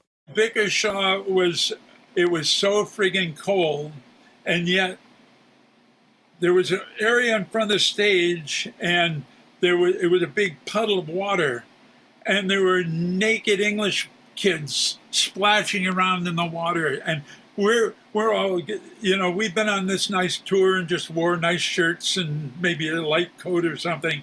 And suddenly you're going, where's my down jacket? I wish I had a down jacket. Leal and Bickershaw and maybe one other place was daytime. And that's a relief for me. Generally what would happen is I'd have to go over and, there'd be some electrical problem which I could suss out. And you don't know how many times I've gone from the stage following the snake out through the audience. And there's a whole structure of the way the audience is, because in front of the stage was a lot of recording people, with all their little weird recorders. Right behind the mixing booth would be all these couples making love, And so depending how the snake went from the stage to the mixing booth, you had to fight first with the recording people, and then you're moving naked bodies so you can get to the, please don't drive my connectors into the mud, come on, make love next to the cable, not on top of the cable. The chaos was continuing to unfold in the pit. Adam Gotley. During the dead set, I went right down to the front of the stage, and that was an absolute morass of mud, because they'd had these, I'm sure you know about these high divers, and they just emptied the pools that they'd been high diving into and off the edge of the stage. So it really was muddy there. It really was muddy, but it was fun. Chris Jones. The water tank broke open or something, and it all splashed down 10,000 gallons, splashed out all over the place. And of course, not being used to being a taper, I would sing along in the song on the words I know. So you get the odd riding the train, high on cocaine.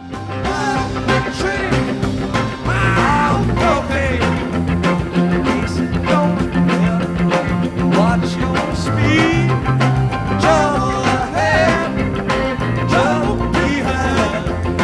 And you know that ocean just crossed my mind. Ride that train, I'm joking. Watch your speed. They finished the first set with Casey Jones, and Fabian and I were doing the twist in the mud, believe it or not. I think he got down to about his knees. Just seemed the right thing to do.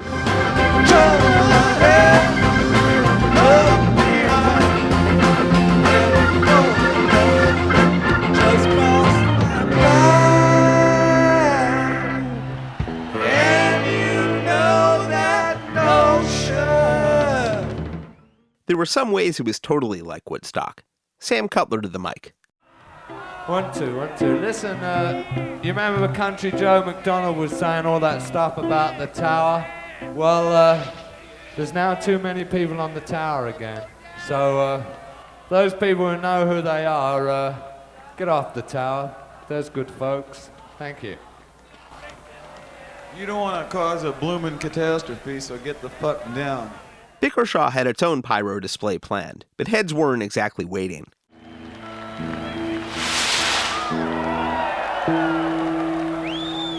Watch your heads.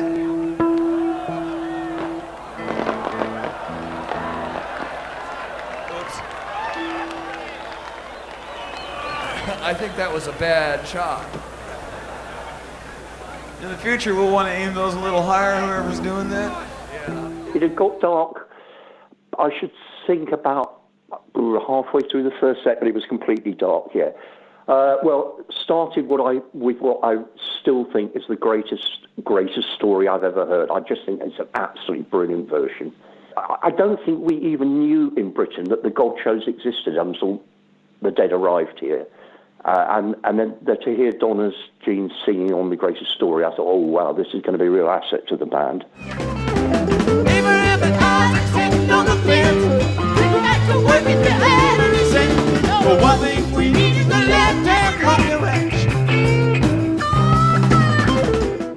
But, as Elvis and all remember, it was time to jam. I guess in the second half, we did go into the outer space element, which that was perhaps harder, because by then, as the band is taking off into, Dark Star, we are gradually sinking into the underworld, literally. Our boots, and I'm now up to my ankles in mud.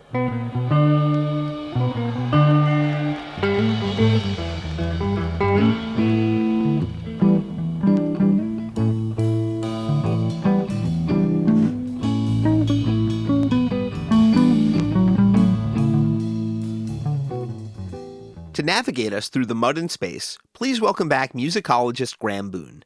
We're going to moonshoot our way into the first Dark Star jam. A lot of open space in this jam. Each player in the band is doing something different. Jared gets into a little bit of tiger jamming, but then goes beyond it.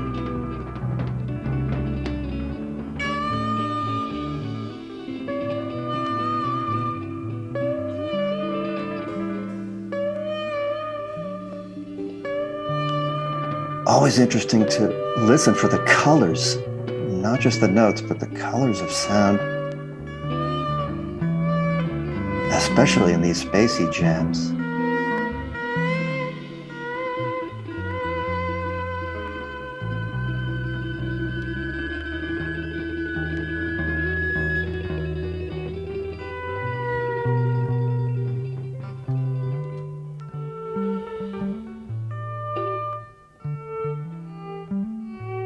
And then Phil coming in with his Dark Star riff. In the middle of this spacey sound.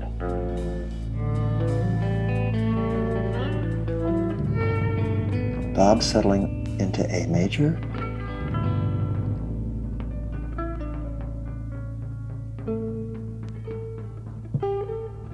It's like the spaceship lands.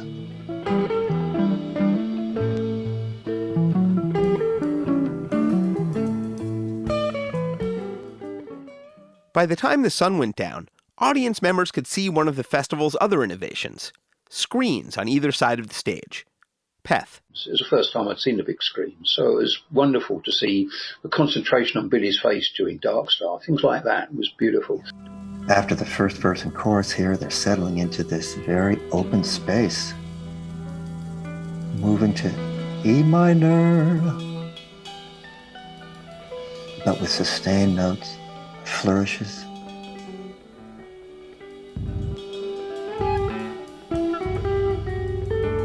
Rich growling sounds from Phil, feedback from Bob. Notice the switch from notes to colors.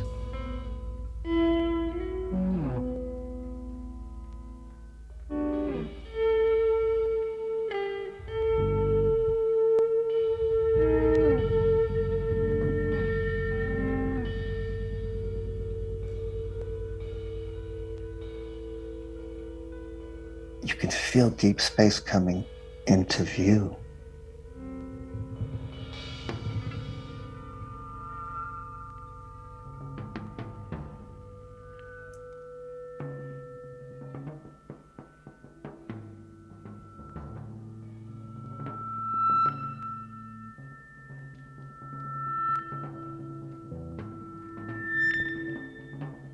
Playing with feedback.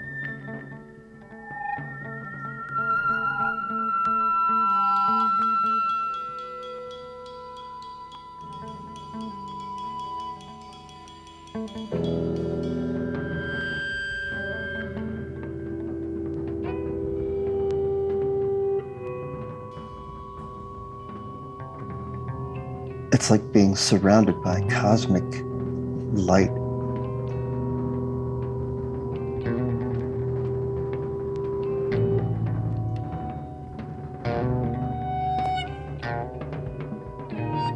Wide open, free playing.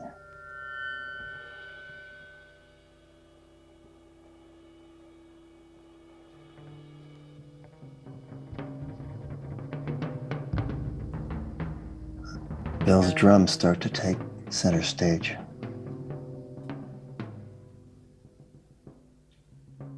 Chris Jones. The thing about Bickershaw was this huge dark star and the huge firework display, and that was superb. It really was. I mean, the atmosphere. I mean, people say it was a muddy festival. I don't think it rained while the Dead were on. I don't think it rained while the New Riders were on. I was able to stay dry. I wasn't one of those people who get right up to the front and get in all the mud and things. I like to hang back and so I can take in the whole thing. And then this fireworks, amazing fireworks came while playing Dark Star. And it was just absolute heaven, absolute bliss. From the sounds of things on the circulating audience recording, the fireworks begin midway through the drum break by birthday boy Billy Kreutzmann. We've got Simon Phillips to thank for the circulating audience tape. So thank you, Simon. Can't hear them on the board tapes, obviously, but all I recall is rockets going up just over the stage and everybody looking at, and like children, do when they see a fireworks, everybody going, whoa!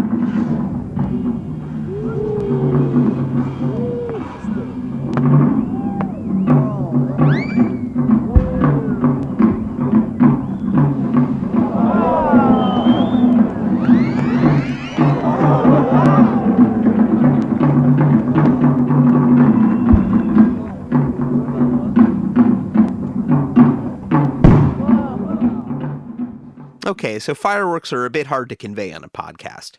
My dad was really big into fireworks, so it took a lot to impress me, and this impressed me. So I can't remember the details of it, but it was good.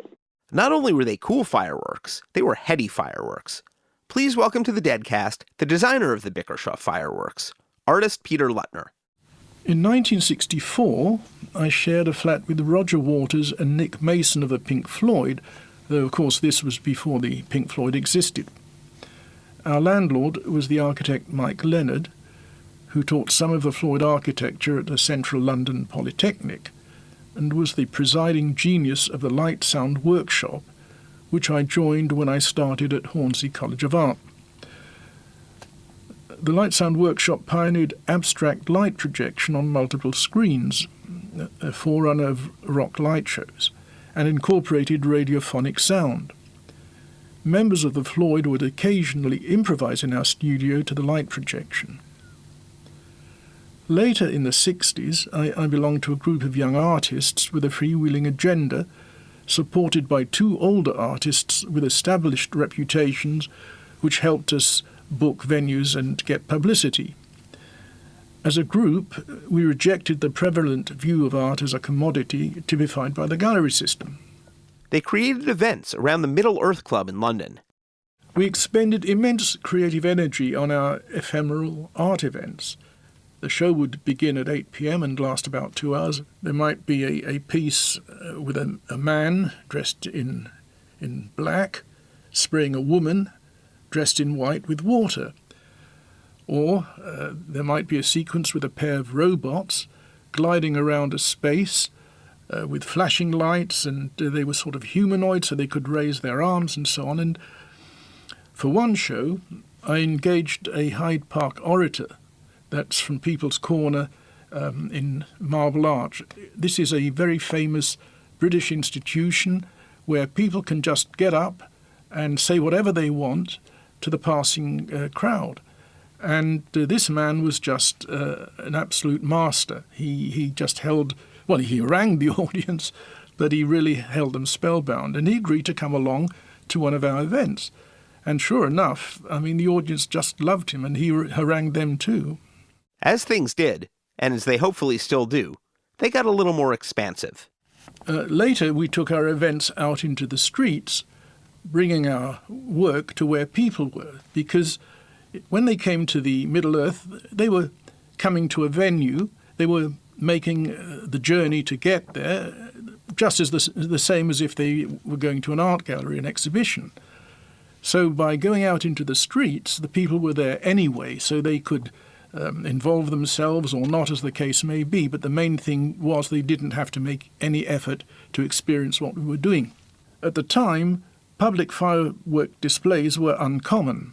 I was fascinated by marine and drainage smoke signals, which were carried over great distances, great plumes of orange and yellow smoke, very, very dramatic. Phosphorus flares with the most brilliant illumination. I mean, you could see the brilliance in daylight. And parachute distress flares, which lit up a huge surface area as they descended to the ground. All these were obtainable from ships' chandler stores, and I used them as solo effects prior to Bickershaw at smaller music festivals. The display was devised to accompany the Grateful Dead, who were the headline act. I networked over the phone from a huge contact list. So once I undertook to provide the display, I had to find people to qualify to carry it out. And I couldn't use firework display businesses because of the cost. So I hit upon the idea of asking special effects guys from the film industry who are good with that sort of thing. A contact put me in touch with a terrific guy called Pat, who was about my age. He was a special effects expert, and he loved the idea of a firework display at Bickershaw, and roped some mates in to join him. From memory, there were probably 3 in the crew. I remember that it was extremely muddy underfoot, typical for a pop festival in a farmer's field in the UK summer. The band would have indicated when they wanted the display to begin. It must have been after the drum solo, and I remember marvelling at Dark Star. It was such a radical thing to do, rock improvisation. I listened to it again the other day, and it was just amazing. Even on the audience tape, it's hard to tell when the fireworks are going. There are occasional whizzes, but it's too loud to hear any oohing and eyeing, so you'll just have to imagine that.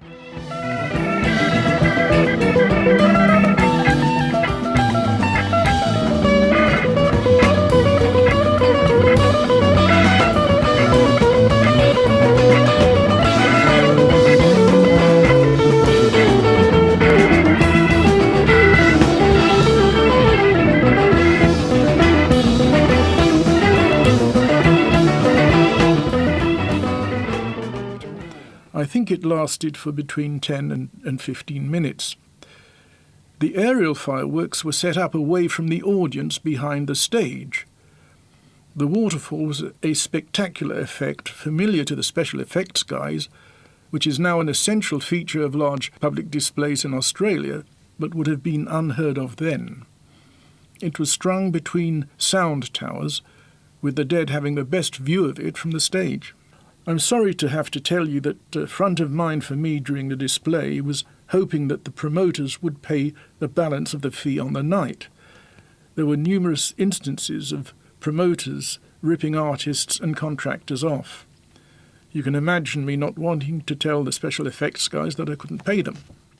And not unfairly. By Sunday night, it was pretty clear that the festival had undersold their estimates, despite being a success on a lot of other levels. But as far as we can tell from this vantage, everybody did get paid. I was also anxious to know what the Dead thought of the display, hoping that they weren't pissed off. It was a huge relief when Jerry Garcia told me how much he liked it. Adam Gotley. Weird other one. At one point, they almost stopped, and I think must have been retuning, which I guess is inevitable in that cold weather. But it was another one that got right to me and got to a lot of other people. You can see that by the audience reaction. There was a fireworks show during the other one, and everybody was just dancing like crazy. The atmosphere was fantastic.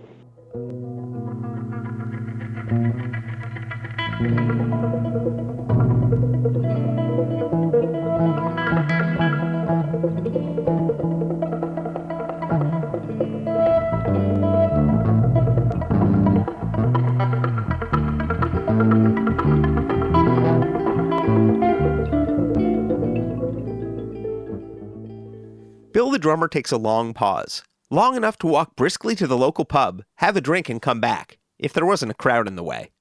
And then you had that sort of fantastic sort of last hour with Sugar Magnolia, Love Light, going down the road, feeling bad, Not Fade Away, One More Saturday, boom, boom, boom, boom, boom. And I mean, very good versions of all of them, apart from Bobby making a right mess of one verse of Sugar Magnolia, which makes me laugh every time I hear it.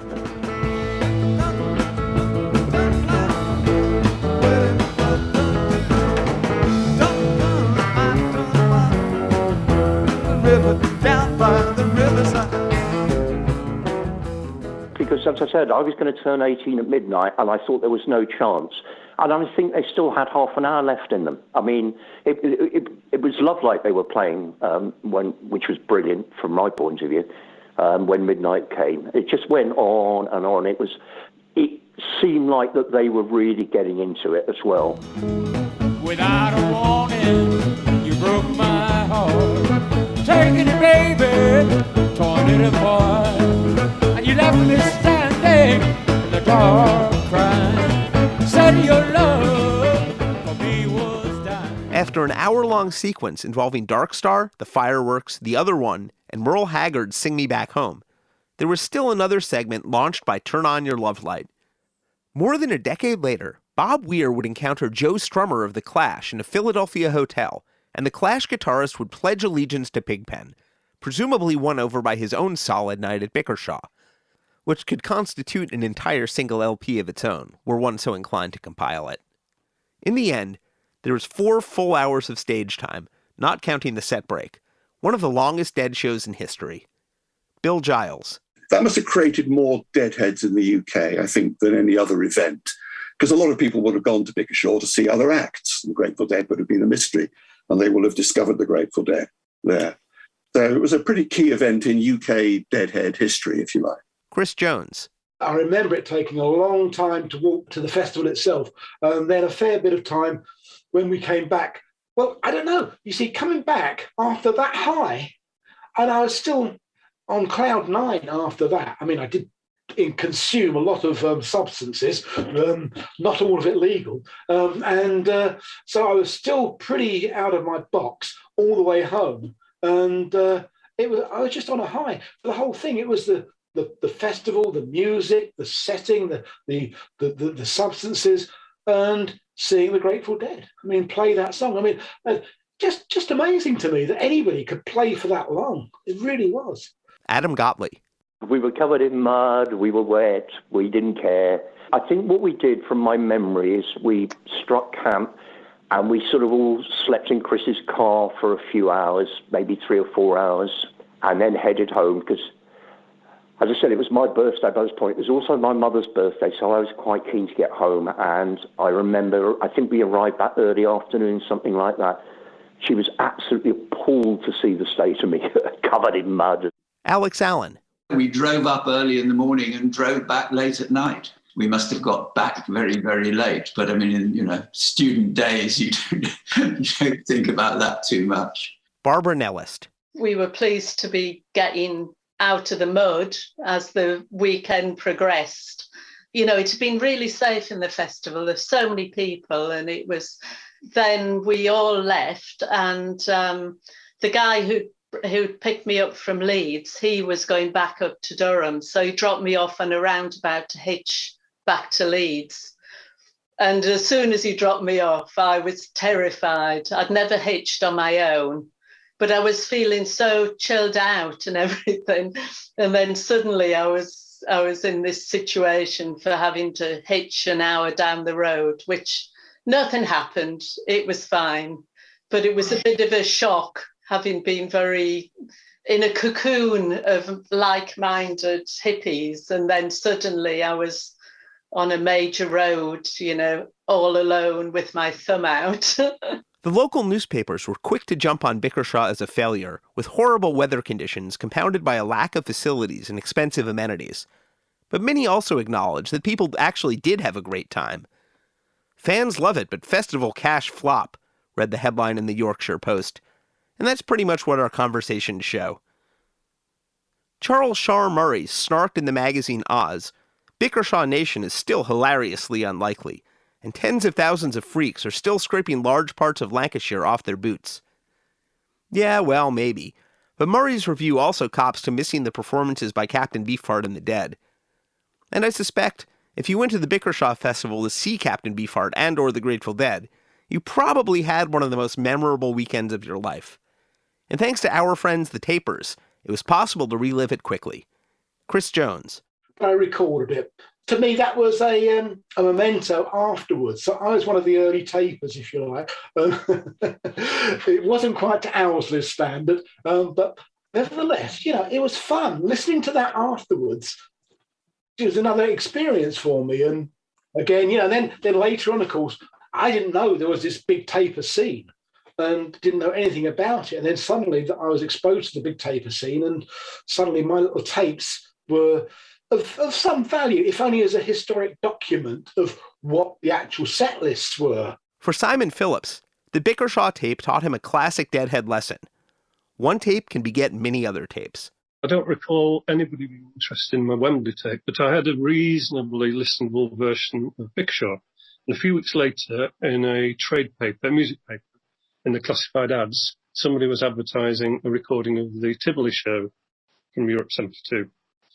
So I had no means of copying tapes, and he lived about an hour away. So I contacted him and drove to his house with my tapes and my hi-fi recorder, not the little tape there. And we copied each other's tapes. So I came away from there having got the Bickershaw tape and Tivoli tape.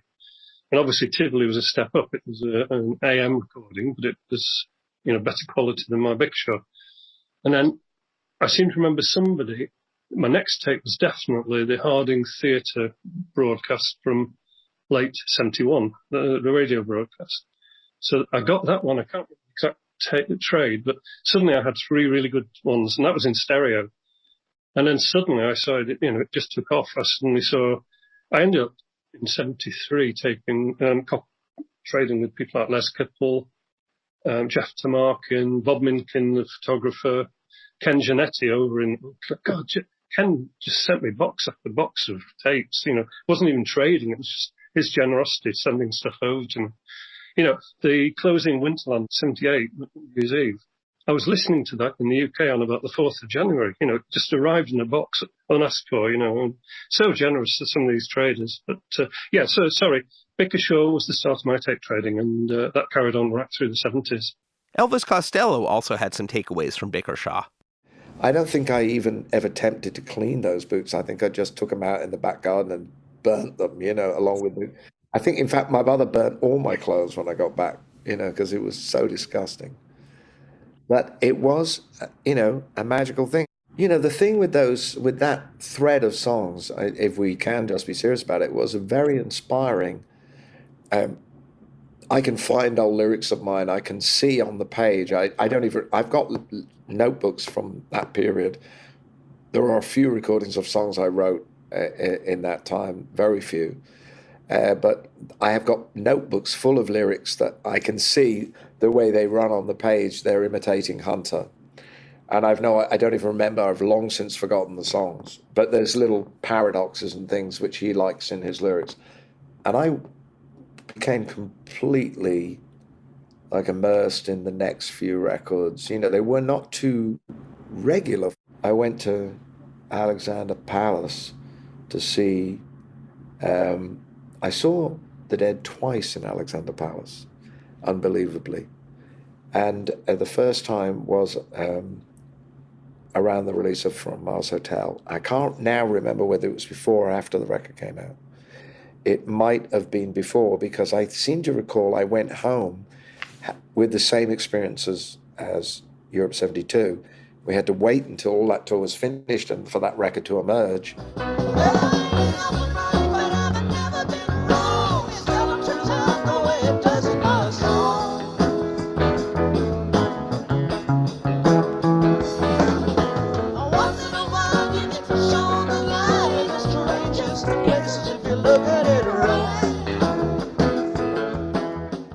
There was Scarlet Begonias from September 9th, 1974 at the Alexandria Palace in London. Elvis Costello's connection to the Dead was hardly finished. I had a great friend and educator in John Goddard, who ran Village Music for many years. From my first trip to Mill Valley in 77, that was my first stop when I went to San Francisco. Bear in mind, I stayed in the Hojos in Mill Valley the first time I ever stayed in America, first night I ever slept in America, so it was pretty close, but not walking distance. And I would go there on every available afternoon to go through the racks at John's place, and I knew that, you know, people in the dead orbit went there, you know, and I played this. He had an annual party at Sweetwater, a great tavern in the center of Mill Valley, and he surprised me. John hired me to do the annual party, invited me to do it. Then he got Nick Lowe to come play with me. Then he got James Burton to come play with me. And, you know, there's other people. My friend Austin DeLone was playing on piano. Charles Brown did a set. And then suddenly Jerry was there. So we had myself, Jerry, and James Burton all on the stage together. But at this point, it had been sort of, somebody would hand a guitar to somebody, you play on this. And at one point, James was playing my Martin, and I was playing James's Telly for some reason. And I had a Jerry, my jazz master, which has my name up the neck. And I remember that he looked at it like, and where is the fifth fret on this? Because, you know, I mean, if you look at some of his guitars, he had guitars with incredible inlay on them, but like anything, you get used to your guitar. And I think he played one number on my guitar, then we got him on James's Telecaster, and then everything was fine. We only did a couple of songs. I think we did 3 songs or something, but it was one of the thrills to stand next to him, like in a little club, I mean, and not playing bluegrass or something. It wasn't like, you know, Old and in the Way. It was like, we were playing You Win Again. Just trust in you as my great sin. I just can't go. You win again. Take it, Jerry.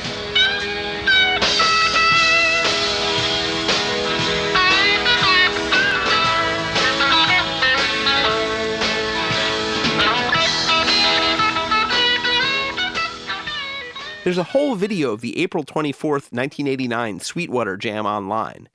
The late 80s Elvis and Jerry bromance also included a joint interview and shared front cover on Musician Magazine. We've posted a link at dead.net/deadcast. It was fun. It was fun. I'm sure it sounded awful because it was like nobody knew the beginning and ends, but it didn't matter.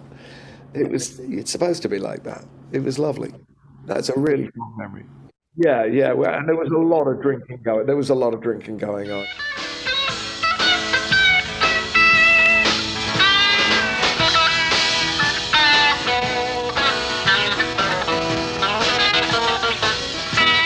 I'm sorry for your victim now, 'cause just like mine, his head will bow. And there was, of course, Elvis's great cover of Ship of Fools on the 1991 dedicated tribute album, plus a few other tunes that have shown up in his live repertoire every now and again, including a collaboration with Robert Hunter, only played live once. Later than I thought, when I first believed you, now I cannot share your laughter. Ship of fools. You know, quite near the end of his life, I found myself staying in a bungalow in one of those hotels that like have separate bungalows near San Diego, and I think the Dead were playing up the road the next night, and I was just coming back from my gig, and I saw him either coming in or out, and he came in and we had a cup of tea, and it was the loveliest thing. You know, this is somebody I stood in feet of mud to hear play, and he was such a kind of human with me, you know, gentle really, and that's the beginning and the end of the story, really. From my dad giving me that record to saying goodnight to him that night is a very funny feeling to have, you know, because I know how lucky I was to have that time with all the people that revere him, some of them in kind of, frankly, insane ways. Feeling seen, Elvis. Feeling seen. See you next time.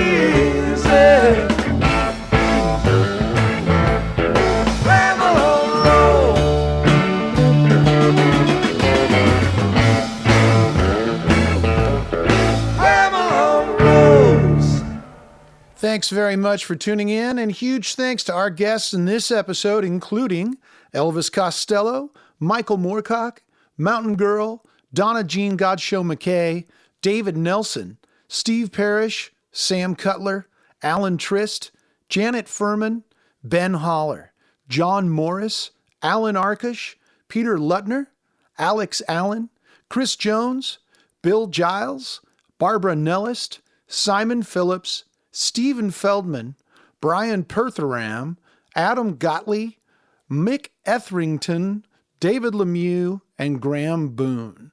Also, special thanks to David Gans and Blair Jackson for providing archival interview audio. Did you travel over to Europe to catch any of the shows in 1972? Well, don't forget to go to stories.dead.net where you can record yourself telling a tour story. Spread the word to your friends. There's still time to get it in. Please don't forget to like and subscribe and leave us a review wherever you listen to this podcast. It really helps. Thank you. Well, have you ever been to Rotterdam? Well, make sure your passport is handy because we're going to meet you there next week. Executive producers for the good old Grateful Deadcast, Mark Pincus and Doran Tyson. Produced for Rhino Entertainment by Rich Mahan Productions and Jesse Jarno. Special thanks to David Lemieux. All rights reserved.